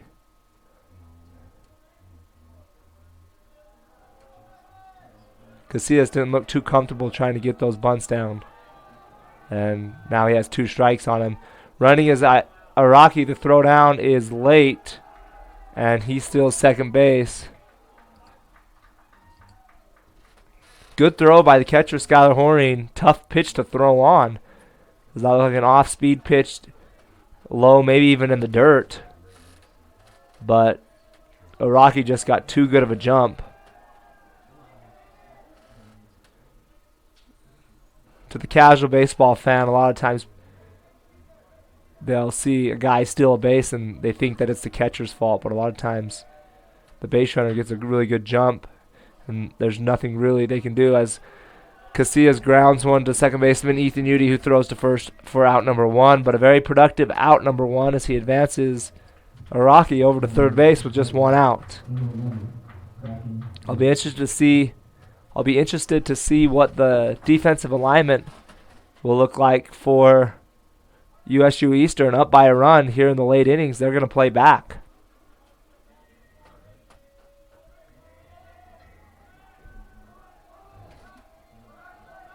Kind of an interesting strategy.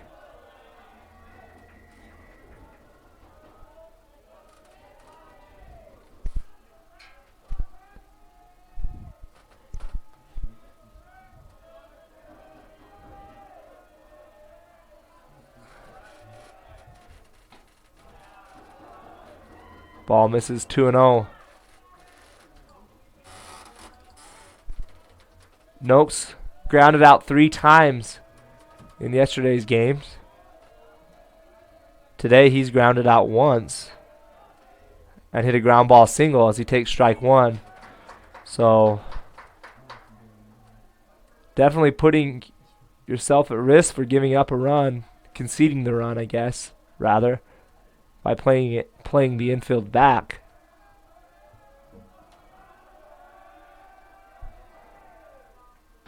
Takes the ball, 3-1. They also could just pitch around Noakes in this situation and create the force play for a potential double play ball with the catcher on deck who does not run well. The 3-1 is taken for a ball, and that's what they do. They pitch around Noakes, and that's not the worst thing that could happen. Not at all. Now you're one pitch from getting away or getting out of the inning.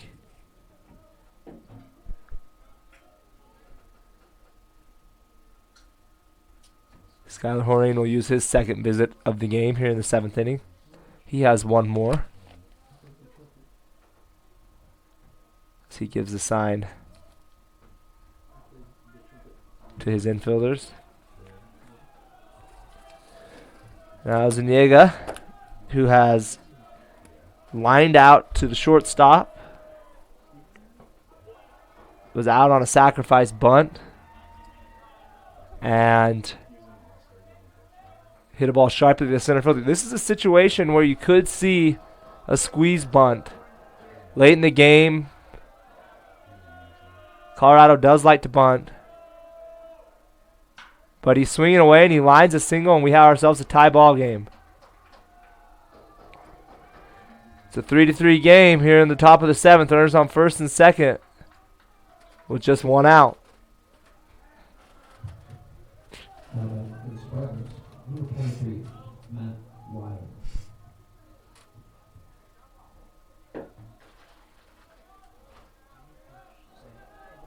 Still, the force is still on for Matt Wild, who takes strike one. So a big hit by Alonso Zuniga, tying this ball game up. Fifth hit of the day for Colorado.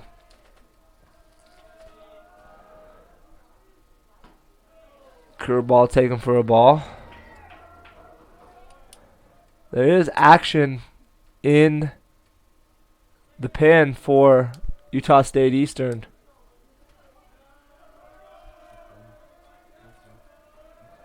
The 1-1 pitch to Wild is taken for strike two.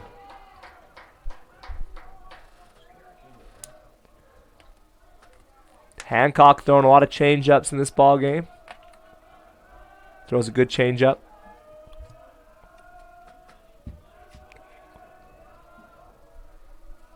And the 1-2 foul back.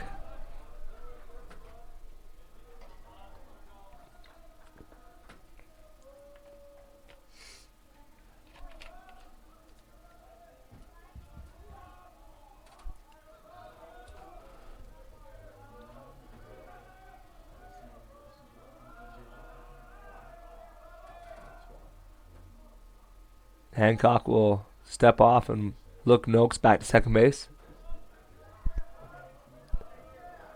We have ourselves a tie ball game here in the top of inning number 7.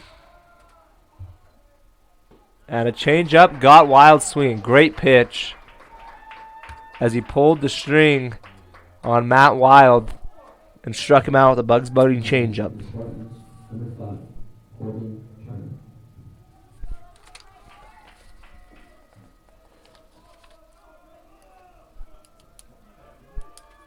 Corbin Turner up in a similar spot 2 innings ago in the top of the 5th and was robbed of hit. Noakes is running.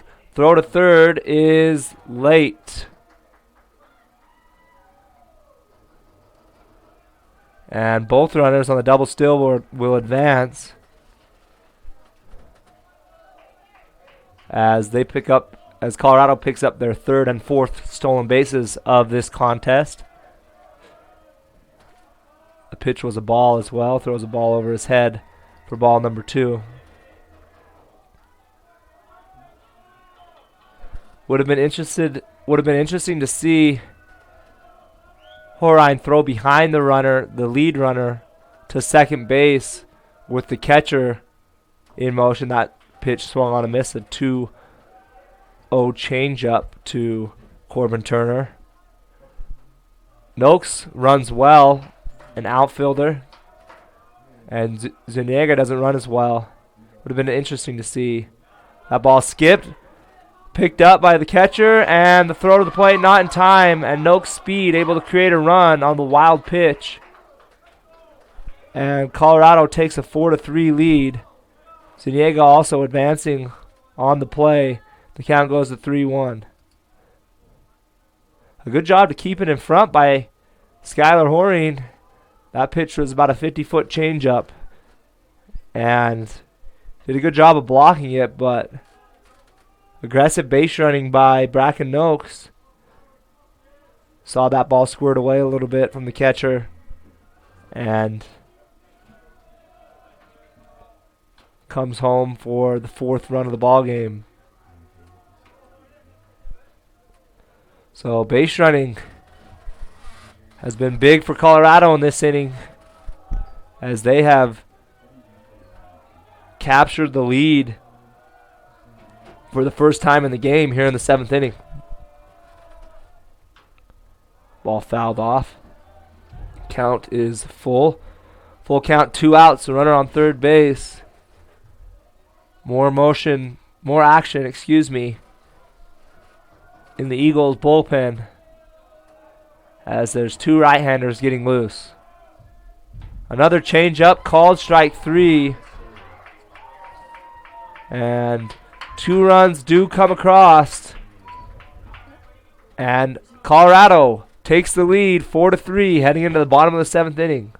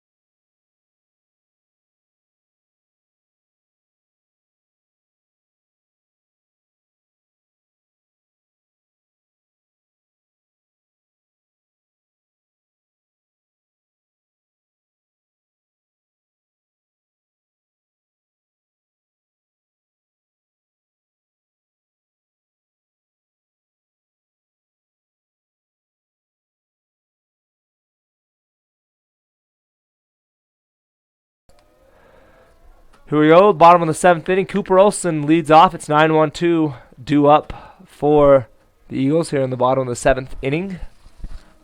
Cooper doubled for an RBI double on the right field line in his last at-bat. Fouls that one away.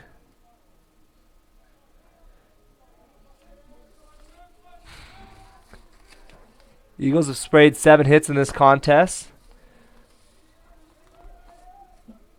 No extra base hits, or excuse me, just one. Cooper's early. That ball's hit softly, bobbled by the shortstop Araki, and throws over to the first baseman Nichol, but not nearly in time to get to Speedy Olsen, and the leadoff runner is on. I'm interested to see what that play will be scored. Ball is hit softly, and Cooper Olsen runs well. Definitely had a chance to beat it out, regardless of whether or not Shuta Araki fielded it cleanly or not.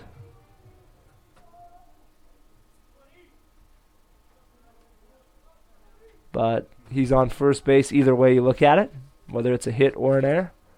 And Ethan Udy going to get his hacks as he takes the first pitch strike from the right-hander Dakota Dunham.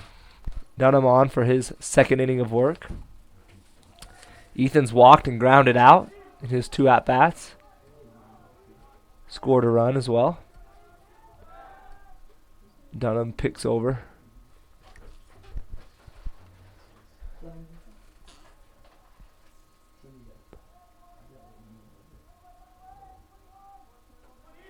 First baseman Nash Nichol off the bag, holding the runner off the bag as Ethan Udy squares to bunt. And home plate umpire is going to call that a strike, I believe.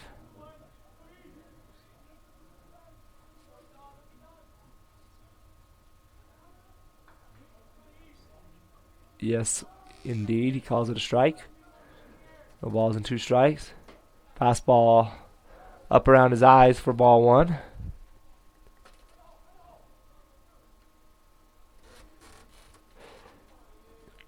Great speed on the bases by Cooper Olson. Good speed in the box as well from Ethan Udy as he grounds one through the hole on the left side of the infield for a base hit. And the Eagles are in business here in the bottom of the 7th inning, threatening to answer back as back-to-back hits have the Eagles in business. Neither one of those balls hit particularly hard, but the Eagles will take it. Dylan Rodriguez 1 for 3 on the day.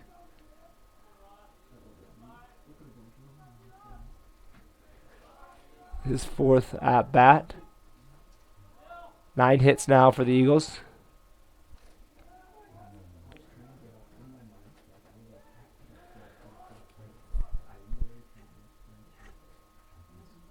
Looking to get their second double-digit hit game of this series.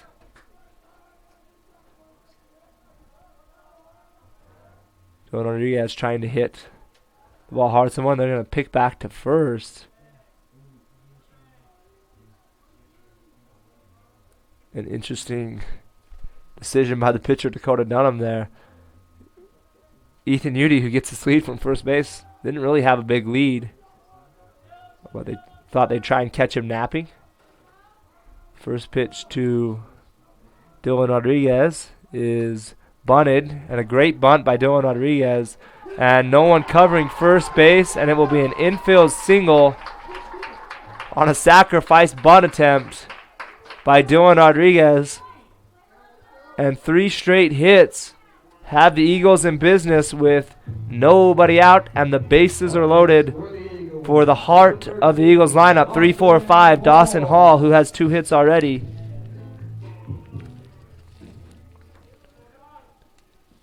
Four Eagles have multiple hits. Cooper Olson, Ryder, Peterson, Dawson Hall, and now Dylan Rodriguez.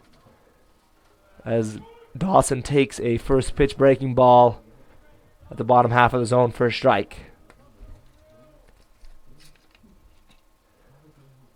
Dawson would love his 3rd hit of the game to come right now, as the Eagles have the go-ahead run on second, the tying run on third. And that ball gets away from the catcher, Zuniga. And just as a wild pitch scored Colorado's 4th run of the ball game, a wild pitch is what will score Utah State Eastern's 4th run of the ball game. An off-speed pitch that got away, a tough pitch to block by Zuniga as that bounced pretty far in front of the plate. And it squirted away from the catcher. And we have ourselves a tie ball game. Go-ahead run on third for the Eagles' 3-hole hitter. The infield is in, and the ball is grounded past the first baseman, Nash Nichol. 1 run's going to score. Dylan Rodriguez sent home. The throw to the plate is cut off by the first baseman. And just like that, the Eagles take a 6-4 lead.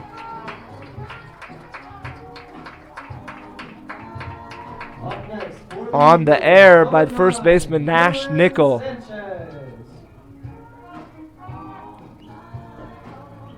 Good things happen when you hit the ball hard.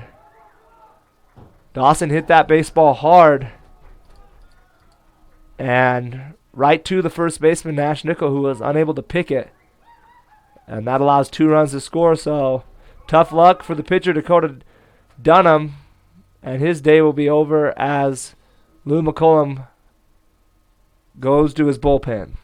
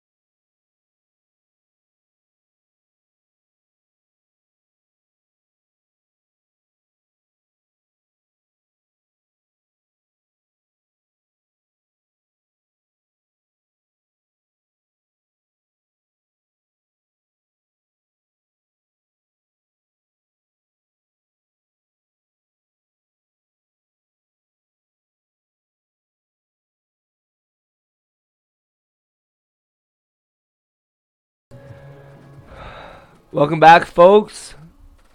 Bottom of the 7th inning. Cody Kellogg on the pitch for Colorado. Cody's a 5'10 righty from Aurora, Colorado. A Cherokee Trail High School graduate. He'll face 4-5-6, due up with nobody out and a runner on first base. Eagles have pushed across 3 runs this inning after. And Dylan Sanchez going to keep the rally going with another base hit. And the first 5 have reached.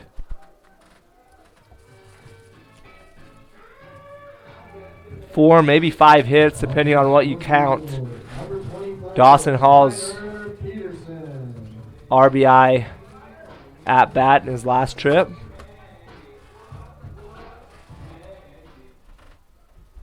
Five runners.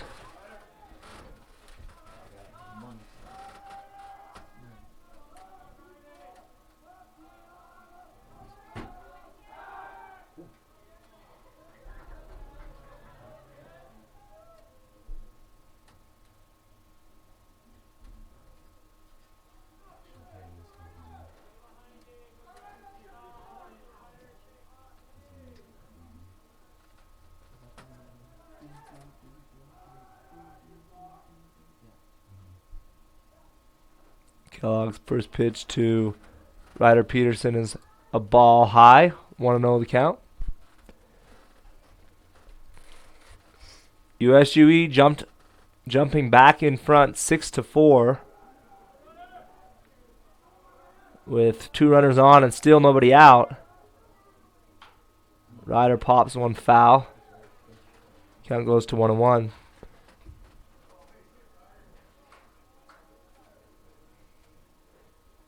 Been a couple plays this inning that you could score as a hit, but I think Colorado's kicking themselves defensively a little bit. The ball, ground ball to the shortstop, Shuta Araki by Cooper Olson, and then the ground ball past first baseman Nash Nichol off the bat of Dawson Hall. Tough plays, but would have changed the whole complexion of this ball game if they were able to be made. And that ball is going to get by the catchers in Yeaga as the count runs to 3-1. That one probably a pass ball.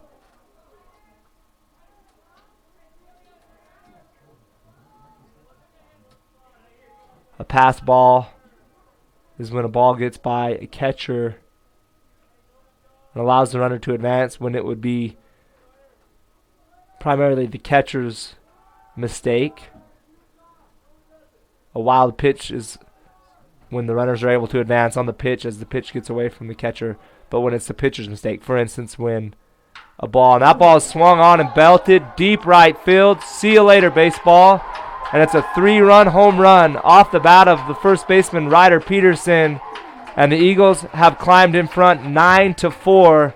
A no-doubt home run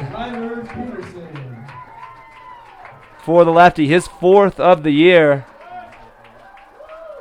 And the Eagles have broke this game wide open. Still nobody out here in the bottom of the 7th inning. And a 5-run lead for the Eagles. Fastball up and out over the plate. And Ryder hits that thing over the right field wall. It had that sound. And Casey Hamilton looks to keep it going, and he chops a ground ball fair, and that's going to be an infield single. And this is not Colorado's inning, as a perfectly placed choppy ground ball follows the home run from Ryder Peterson. So Ryder hits a ball about 400 feet, and Casey follows with a 30-foot shot of his own and reaches base on an infield single. And now Carter Pope will take his 4th plate appearance of the game, and he takes a change-up down in the dirt for ball 1. Tough inning for Colorado. 6 runs have come across in 7 batters and yet to record an out. Couple plays that probably should have been made, and some good swings by the Eagles have broke this game wide open. It's 9-4 as Pope takes a slider on the outside corner for a strike. Pope 0 for 3 today. Some tough luck in his first at bat as he lined out to the center fielder. Takes a curveball on the inside. Good take. Pretty good pitch by the right-hander Kellogg.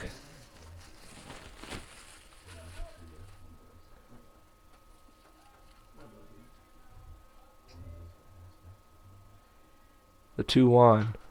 Swung on and drilled into right field. Deep and foul. Good swing by Carter Pope, just unable to straighten it out. Fastball up and away, stuck on it. But slices it a little bit foul down the right field line. Otherwise might have been trouble. The 2-2. Swung on and missed. And Pope will be out, but Casey Hamilton will advance on the ball in the dirt. So it's a strikeout and a wild pitch as Casey Hamilton advances on the wild pitch. And the first out of the inning is finally recorded 8 batters later. And Skylar Horine will bat now with 1 out and runner on second, looking to plate the Eagles' 10th run of the ball game, their 7th in the inning. Fouled straight back on a first pitch fastball.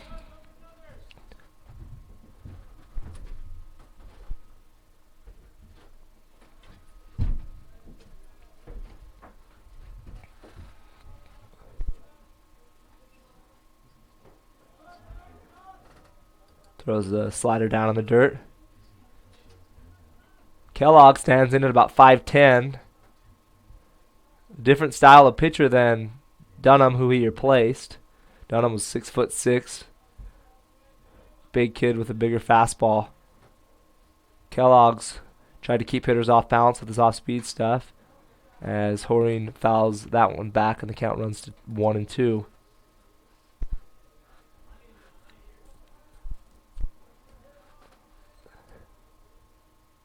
Can be tricky as a team when you've seen a guy who throws, a big guy that throws a little harder, and then you see a guy who likes to spin it a little bit more. But the Eagles have responded well, as Kellogg spins one there, spins off strikeout. Second out of the inning, back-to-back punch-outs for Kellogg.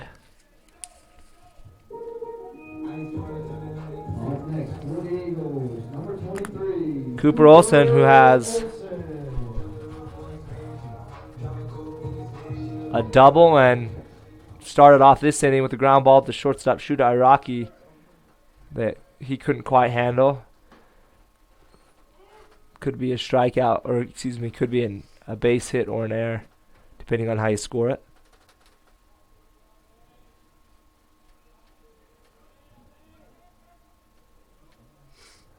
Oh, 0-1 the count to Cooper Olsen. That was a fastball straight back, and the count goes 0-2.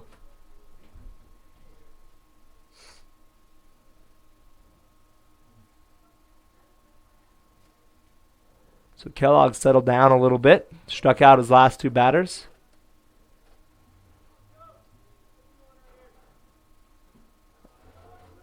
Off-speed pitch in the dirt for a ball. Count goes to 1-2. Looks like he's kind of got the feel for his off-speed a little bit better, and that's what both his strikeouts were on, was off-speed pitches. Looked like a slider or a curveball in each instance, and there's that breaking ball again. Misses for a ball, 2-2.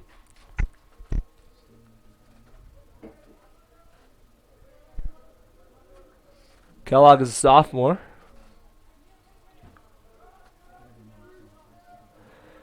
Cooper from Bountiful, Utah, Bountiful High graduate, looks for his 3rd hit of the ball game.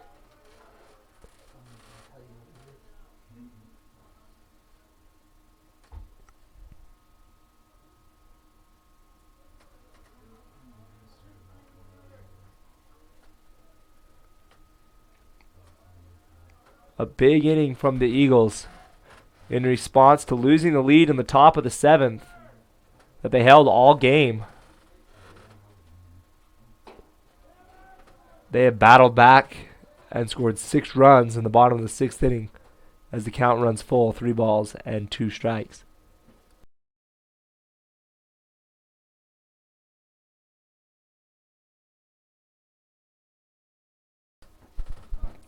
The full count pitch on its way to Olsen, and it hits him in the head, it appears, but Olsen appears to be good as he runs to first base on the hit by pitch.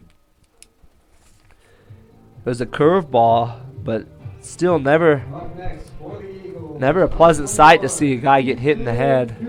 And Coach Lou McCullum gonna make another slow trot out to the mound. Takes a peek at his bullpen. We'll see, and he's gonna go there as he signals for another relief pitcher. Looks like a lefty coming in the ball game.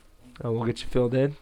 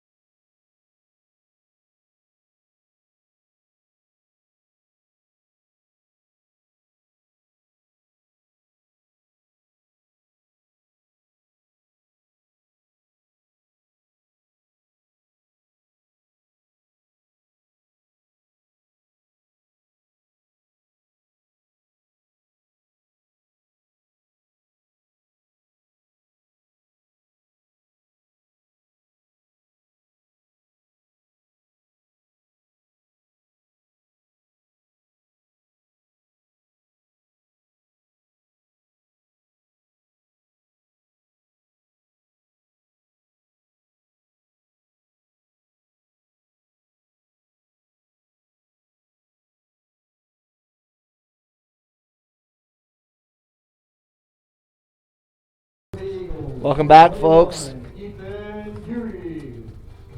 Colorado's went with the pitching change. They've gone with a left-hander, Tobin Armstrong, 6-foot freshman out of Loveland, Colorado. Mountain View High School graduate. First pitch he throws to the second baseman, Ethan Udy, is ripped down the left field line, but foul. 0-1 the count. Ethan singled. He has singled and walked in today's ball game. Seems like Ethan will find a way to get on base. Even the games he doesn't have hits, he finds a way to either walk, and that ball is hit hard right back to the pitcher Armstrong, who flips over to the first baseman Nichol, and it's a tough out, but the Eagles do plate 6 runs in the inning and reclaim the lead 9-4 heading into the top of the 8th inning.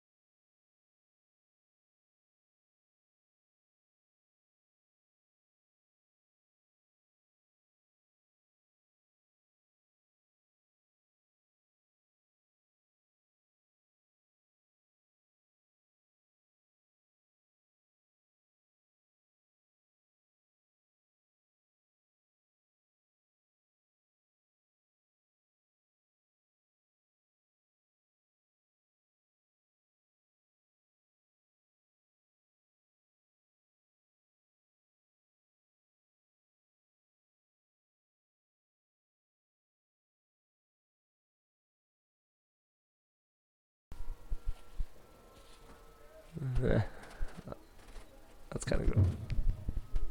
Leading off the Spartans, number 33, Nash, Nichols. Welcome back, folks. Top of the 8th inning. Nash Nichol leads it off for Colorado. New pitcher on for the Eagles. Caden Stewart, another pitcher from Salem, Utah, Salem Hills High School grad. I miscounted earlier in today's game, as this is the second consecutive Salem Hills High grad to throw for the Eagles. I said there's 3 Eagles that are Salem Hills, that went to Salem Hills High School, but there's actually 4. Caden Stewart, Cade Hancock, Caden Coons, and Reed Carter, as that pitch is taken low for ball 4. Not to mention Luke and Kurt Caney, 2 of the coaches for the Eagles.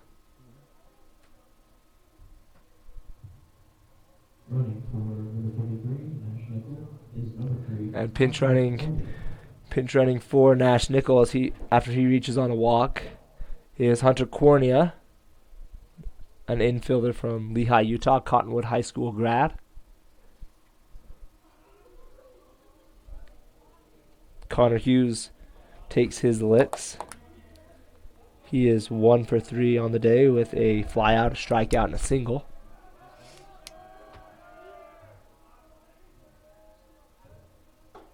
Coaching in the Haney's blood, as Kirk and Luke's dad has been the head coach at Salem Hills High for several years.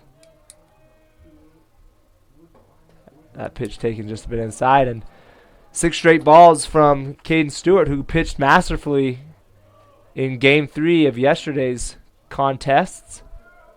came in and got a save in that outing as Cornea takes his lead from first. And he throws his 7th straight ball.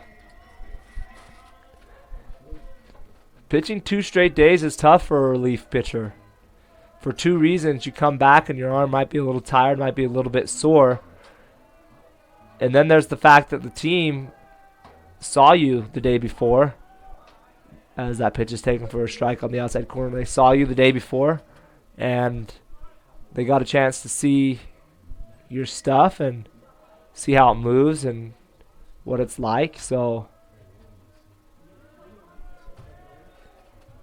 it's a really tough thing to do, but Caden Stewart's trying to do that today as he throws a strike. Strike 2 and the count goes full.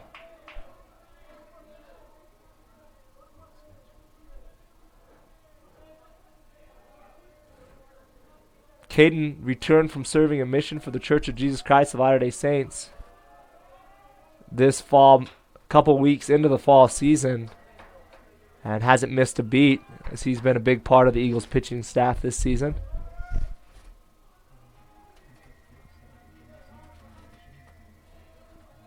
For those of you who don't know, missionaries for Stewart's church leave and serve for 2 years. So Stewart, as Cornea takes off on the full count pitch, is wide for a ball anyway as he issues his 2nd straight walk. So it's a tough thing to do, to not play baseball for 2 years and then come back and pitch at a high level, as Coach Kirk Haney's going to come talk with Stewart, who looked like he might have been settling down a little bit, but then after he fell behind 3-0, but battled him through a strike.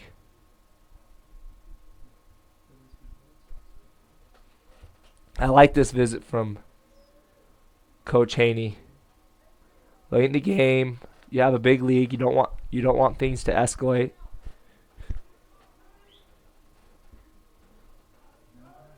You got a guy you trust on the mound who's been really good for you this year. Settle him down. Get him back to doing what he does. And hopefully bounce back and get the Spartans leadoff man. Pitch just misses down and away. Good quality pitch, but a great take by Curtis Hanson, leadoff man. Hanson reached base with a walk and a single in his first 2 plate appearances. Has gone hitless in his last 2 at-bats.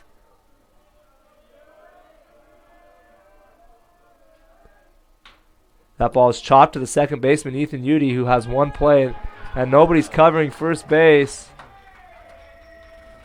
And a defensive miscue as more of a mental error. That ball's chopped in between first and second. Ryder Peterson went to see if he could get it, but Ethan Udy called him off, and Caden Stewart not covering. And it's a tough luck single for the Eagles, and the bases are loaded for the shortstop, Shuta Araki. Ball misses high. There's one area of improvement for the Eagles this weekend. It's defense and the mental game, as that's cost them several runs on the weekend. I think the pitching's really looked good.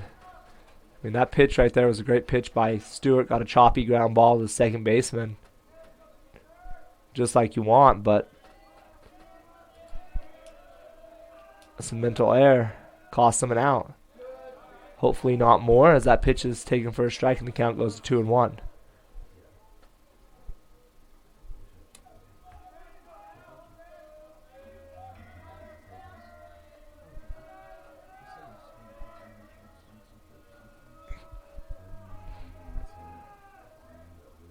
Fastball chopped over the head of first baseman Ryder Peterson and down the line.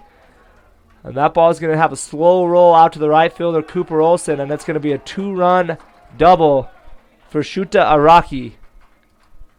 And that makes the score 6-9 with nobody out and 2 runners on. The tying run in Manny Casillas coming to the plate. Now batting, number 28, Manny Casillas.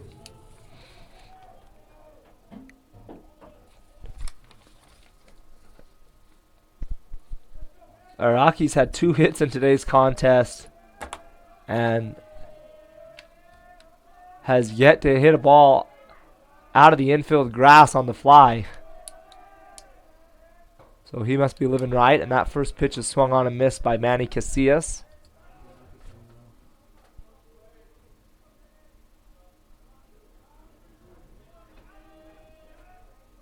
Eagles have out-hit the Spartans 12 hits to 7. Ball very high. Horning able to knock it down.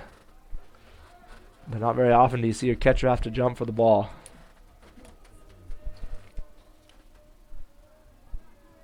One and one the count.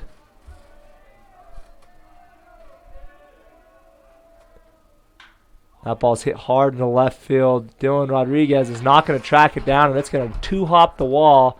Both runs are going to score.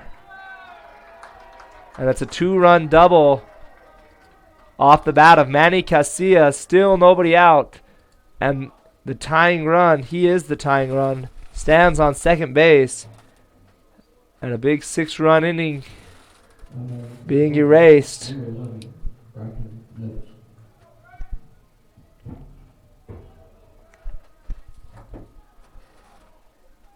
Bracken Noakes now takes his hacks, and that is going to be all for the right-hander, Caden Stewart. Tough outing for him as the Eagles will go to their bullpen, and we'll get back to you.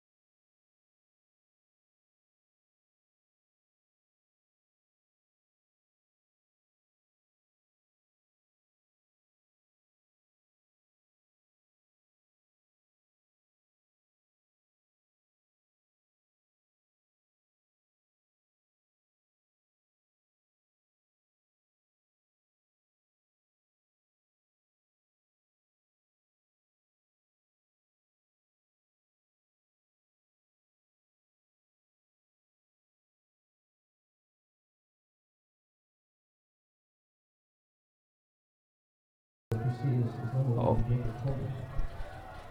Welcome back, folks. New pitcher on for the Eagles, number 4, Cody Lowe.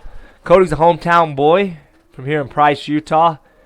Corbin High School graduate. Jacob Coleman on the run for Colorado as the first pitch from Lowe. It's taken for a strike.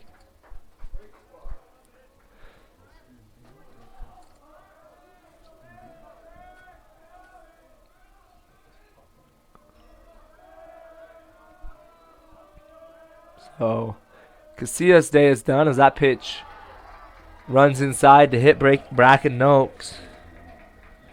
And he has reached base 4 straight times via walk, single, walk, and hit by pitch.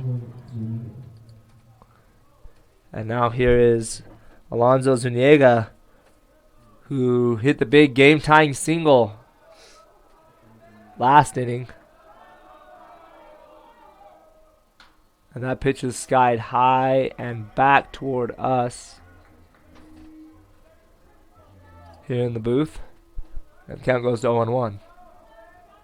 USUE cling to a 1-run lead. This game of baseball is a funny game.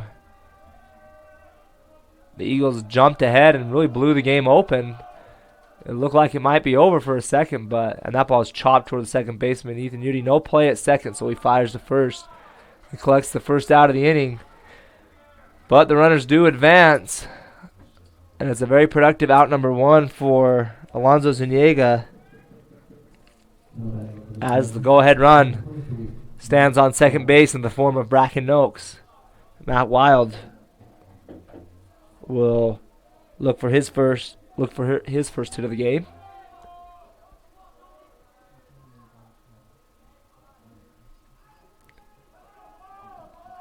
They've answered in a big way with a 4-run top of the 8th inning. Colorado has. And props to them. It's easy to throw in the towel, so to speak, when a team comes out and punches you in the mouth. But they've battled back and showed good resilience as that pitch misses down and away. Runs the count to 2-0.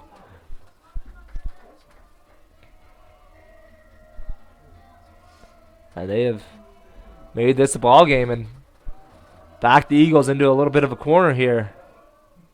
That pitch is chopped foul for strike 1. You think maybe about pitching around Wild here to put the force on. Eagles also playing a straight-up defense despite having the tying run on third base.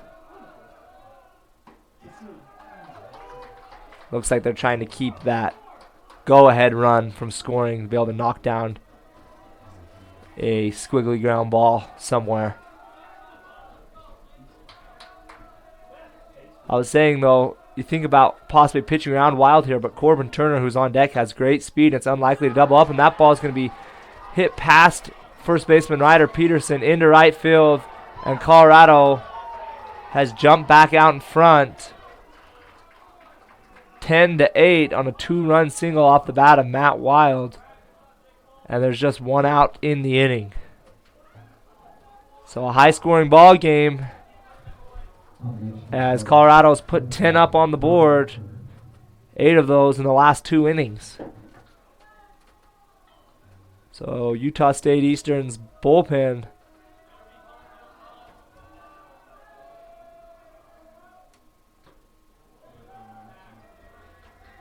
struggling yet so far.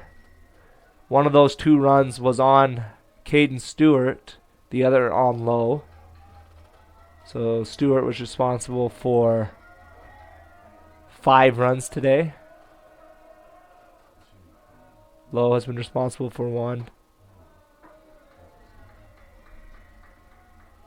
Hancock responsible for 2 more, and Byes responsible for the remaining 2 runs. Count goes to 1-1. Lowe picks over, and Wild back just in time.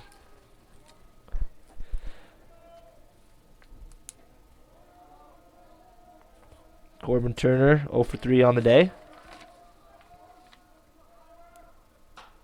That pitch skied into right field.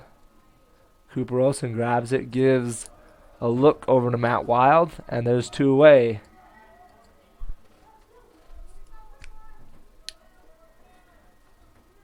Cody Lowe's pitched pretty well so far in his outing. He'd like to have the hit by pitch back that he hit Bracken Noakes with. But other than that, he's thrown soft contact and thrown strikes. That ball flared down the right field line, and it's going to drop foul. That ball is a few inches away from Hunter Cornea, who came in as a pinch runner for Nash Nichol in his. So this is Cornea's first at bat of the game. But that ball was not very far from being a bloop double for Colorado's first baseman. He fouls that one off, and the count goes to 0-2.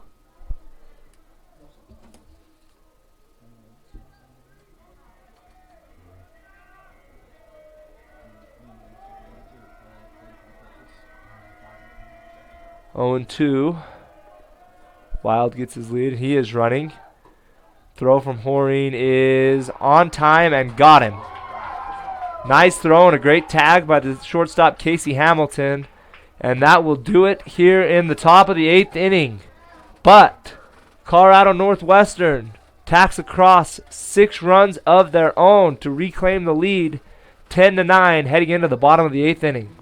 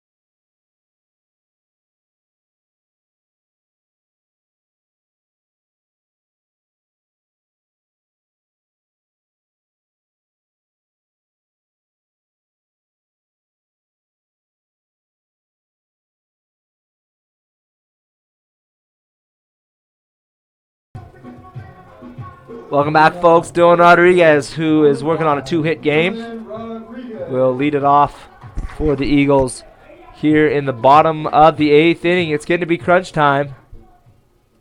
And we'll see what Coach Lou McCollum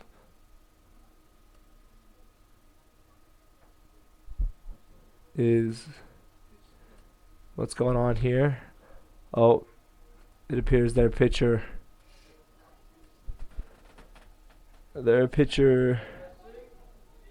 Tobin Armstrong was wearing an arm sleeve. Sleeves have to match in length for pitchers by rule in the NJCAA. Really, just in about any organized baseball, pitchers are not allowed to wear a single arm sleeve, as that pitch is grounded up the middle. Araki, nice play. Throw to first in time for the out. And a great play by the shortstop, Shuta Araki, as he ranged deep up the middle and took a hit away from Dylan Rodriguez. Was able to spin and fire and throw in time to get the speedy Rodriguez.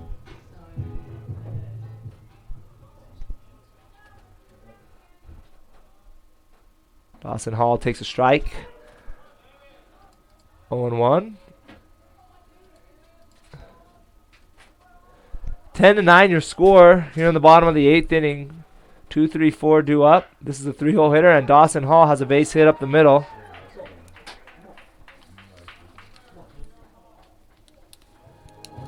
So Dawson has his 3rd hit of the ball game. Number 9, Sanchez. It is a hitter's ball game today. 22 hits combined between the two clubs at 19 runs.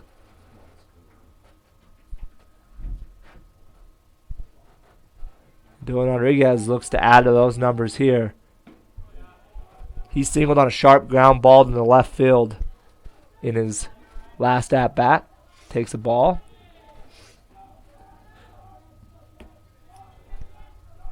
Dylan, a big part of this Eagles lineup. Takes another ball low, look like a changeup.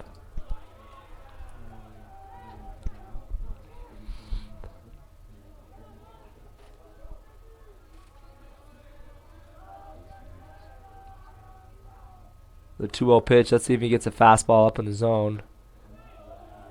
He gets his fastball but far inside. 3-0 the count. Sanchez, a pretty disciplined hitter.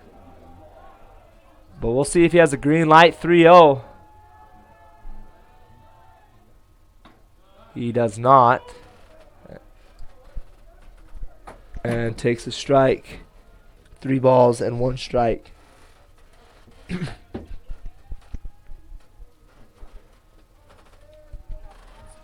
Good count to hit in for Sanchez. Hall moving. Picked off. And thrown out at second base.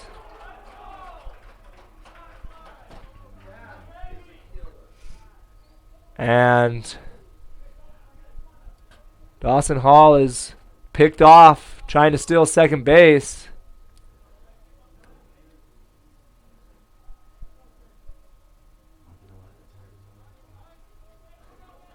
Bit of a roller coaster weekend for Hall running the bases. He stole 4 bases this weekend, but he's also been picked off 3 times. Up next for the Eagles, number 24, Ryder Peterson. Sanchez able to draw a 2-out walk. And Ryder. Boy, it'd be nice if he could run into another ball here. And Tobin Armstrong going to balk. And Coach Lou McCollum's not going to like that. And he's going to walk out for an explanation.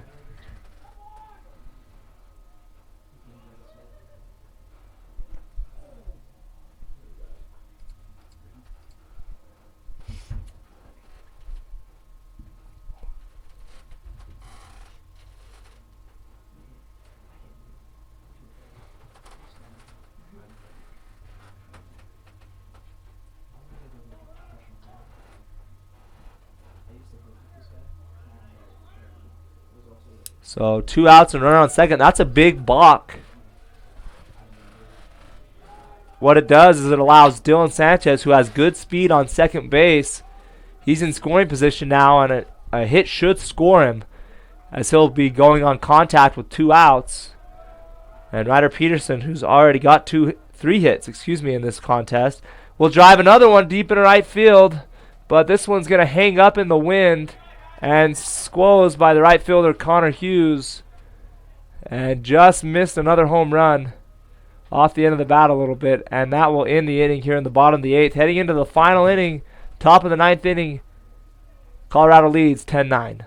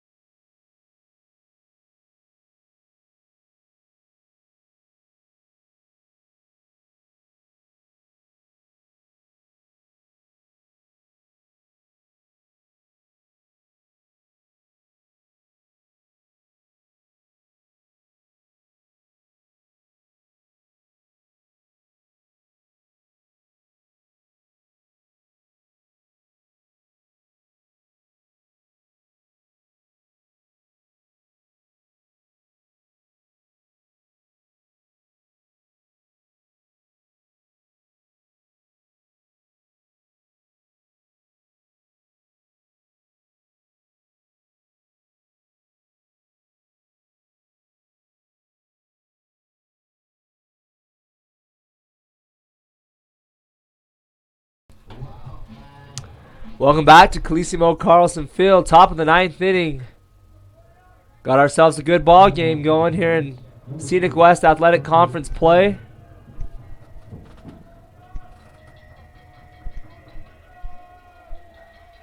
Hunter Cornea up to the plate. 8-9-1 due up for Colorado. New pitcher on for the Eagles. Number 27, Reed Carter. Reed Carter is our third Salem Hills High School grad to throw today.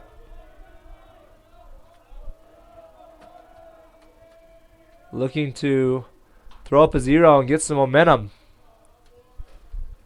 for this Eagles team. Looked like there might have been a little momentum in the bottom half of the 8th when Dawson Hall singled up the middle, but he was quickly retired via a pickoff, and the Eagles weren't able to push across the run. Reed's falling behind 2-1 to Cornea. Throw it falls behind 3-1.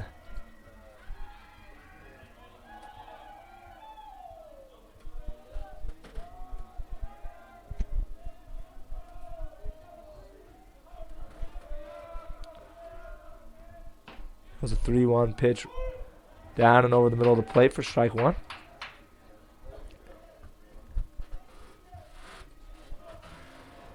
Carter stands in at 6 foot. Throws a pitch down. Misses for a ball. And a leadoff walk by Cornea.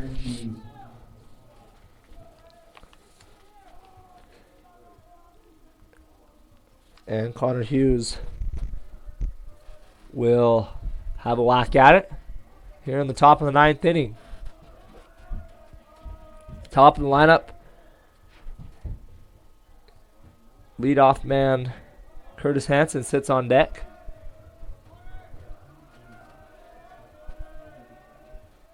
A bunt opportunity, and the ball gets by catcher Skylar Horeen. And a wild pitch will advance Cornea to second base with nobody out.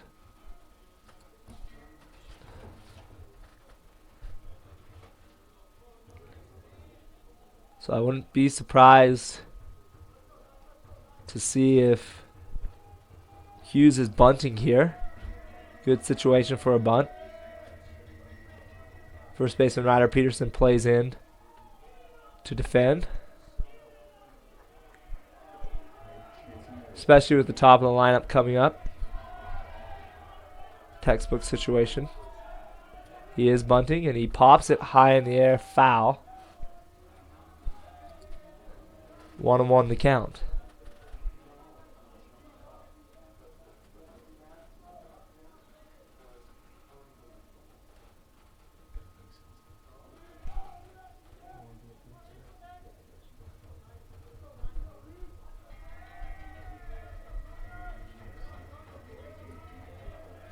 One count to Hughes. Squares the bunt. Pitch misses inside for a ball. 2-1.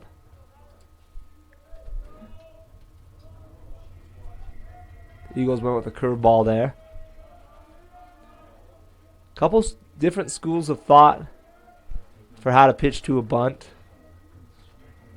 Some people are under the impression throwing a curveball might be a little bit more difficult to bunt. Some people say, here's a fastball, and they just throw strikes. Cornea takes off, tries to steal third. Throw dug out by Carter Pope, and the tag is applied. And a good throw and catch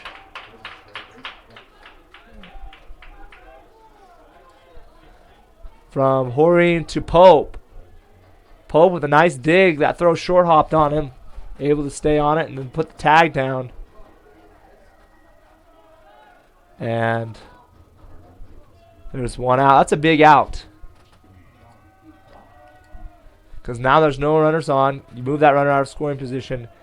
And now you have the opportunity, as he throws ball 3 to Connor Hughes, you have the opportunity to turn over the lineup with 2 outs. and with a rally quenched. So we'll see if Carter's able to retire Hughes. Throws a fastball on the outside corner, a great pitch. And Reed strikes out the 9-hole hitter, Connor Hughes. And there's 2 down. So that's a big assist from Skylar Horine and a great dig by Carter Pope. Changes the complexity of this inning and gives the Eagles a lot of momentum. An aggressive decision to go for the stolen base by Hunter Cornea. Not a bad situation to go for, I'll say that though. With 1 out, you're not making the first or third out at third as that pitch is taken for a strike. You're not at risk of making the first or third out at third base. Defense likely expecting the bunt, which makes Carter Pope retreat a few steps back to the bag, which can be difficult as a defender as that pitch misses in the dirt. And you're not really expecting it as a defense when a guy's bunting, so an aggressive decision didn't pay off this time though, as that pitch is taken just outside apparently. And the count goes to 2-1.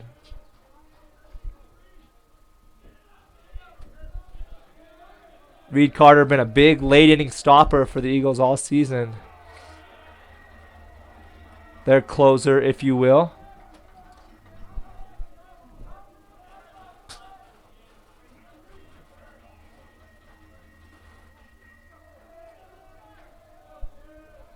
(3-1) the count to Curtis Hanson.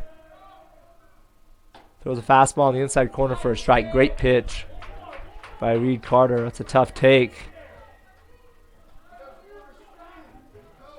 by Curtis Hanson.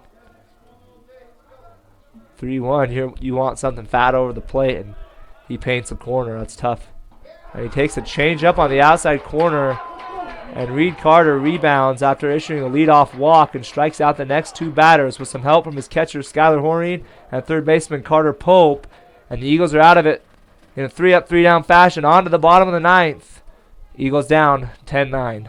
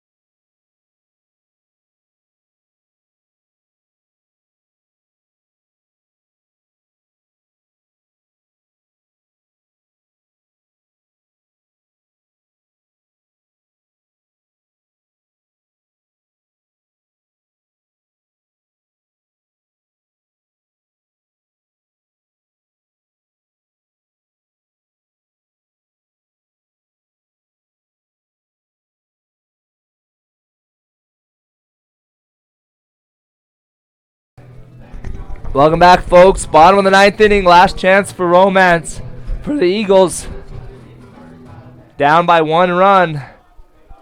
Tobin Armstrong still on the mound. A left-hander for Colorado. Casey Hamilton leads it off.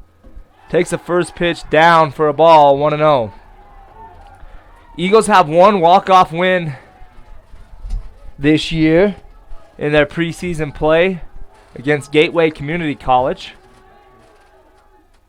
Looking for walk-off win number 2 as that pitch is taken for a strike. Count goes to 1-1. They'll take just 1 run, however, and look to play another inning.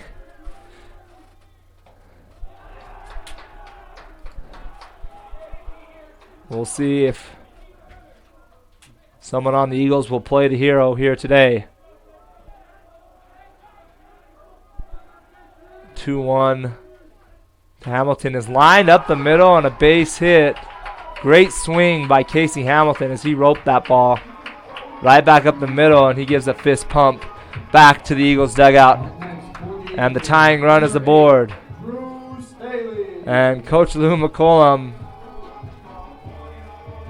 getting some good exercise today as he makes another slow walk out to the mound to visit his pitcher, Tobin Armstrong. And he will take the ball, and hat or glove on head, Tobin Armstrong will walk off. And we'll get back to you.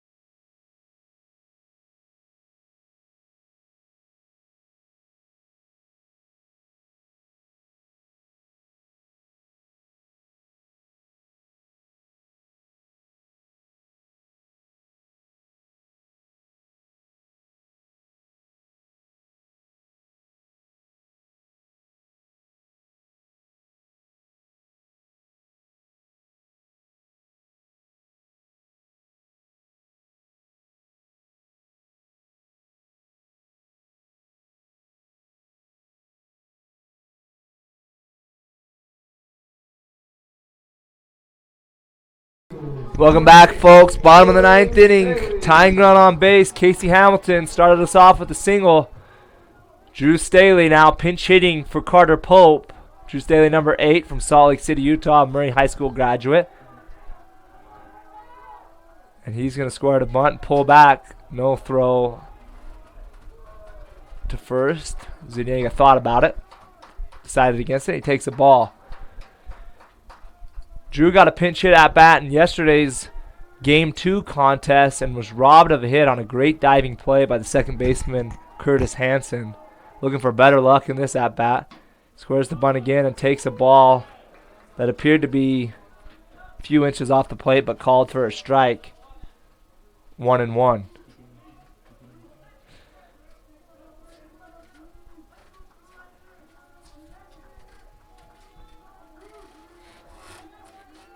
Staley squares again. Booth with a long hold. Booth threw in Thursday's game. He threw 1 2/3 innings. Did give up 1 run, but pitched pretty well. Came in a sticky situation and was able to do a pretty good job. And the count runs to 2-1 to Drew Staley. We'll see if he's bunting again to put that tying run in scoring position. He does bunt and bunts it foul, and the count goes to 2-2. So we'll see if he is swinging away. Drew has played a few games at shortstop for the Eagles this year. Started quite a few of those games. Swings and misses at a slider up in the zone, and that is out number 1. And that will bring up number 18. Number 18, Max Nichols. Max Nichols pinch hitting. Max is from Eagle, Idaho. Went to Eagle High School.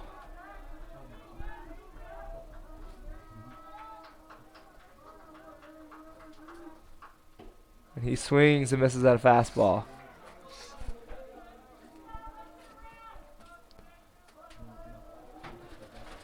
So Trevin Booth, so far so good out of the bullpen. Faced one batter and struck him out. Eagles looking to get a little more action on the base pass here, as Nichols represents the winning run. So he hopes to come through, and he fouls one out of play in the left field, and the count goes to 0-2. Good job by Booth to come in out of the bullpen and throw strikes. Not always easy to do, but he's done a pretty good job.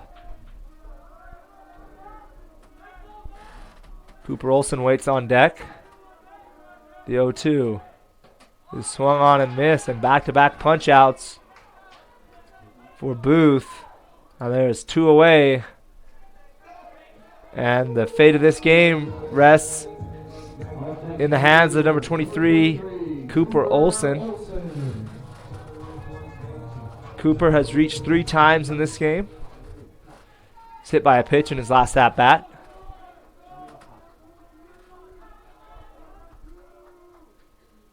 And he will take a breaking ball in the dirt.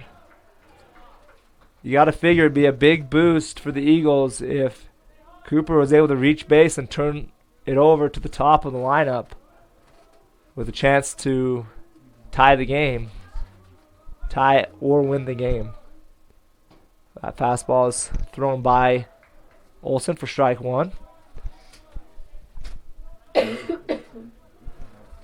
Booth, not a big guy, 6'1", slight build. Throws a pretty good fastball though. He's got to use your light on that so far. Throws it there for strike 2. And the Eagles are down to their last strike.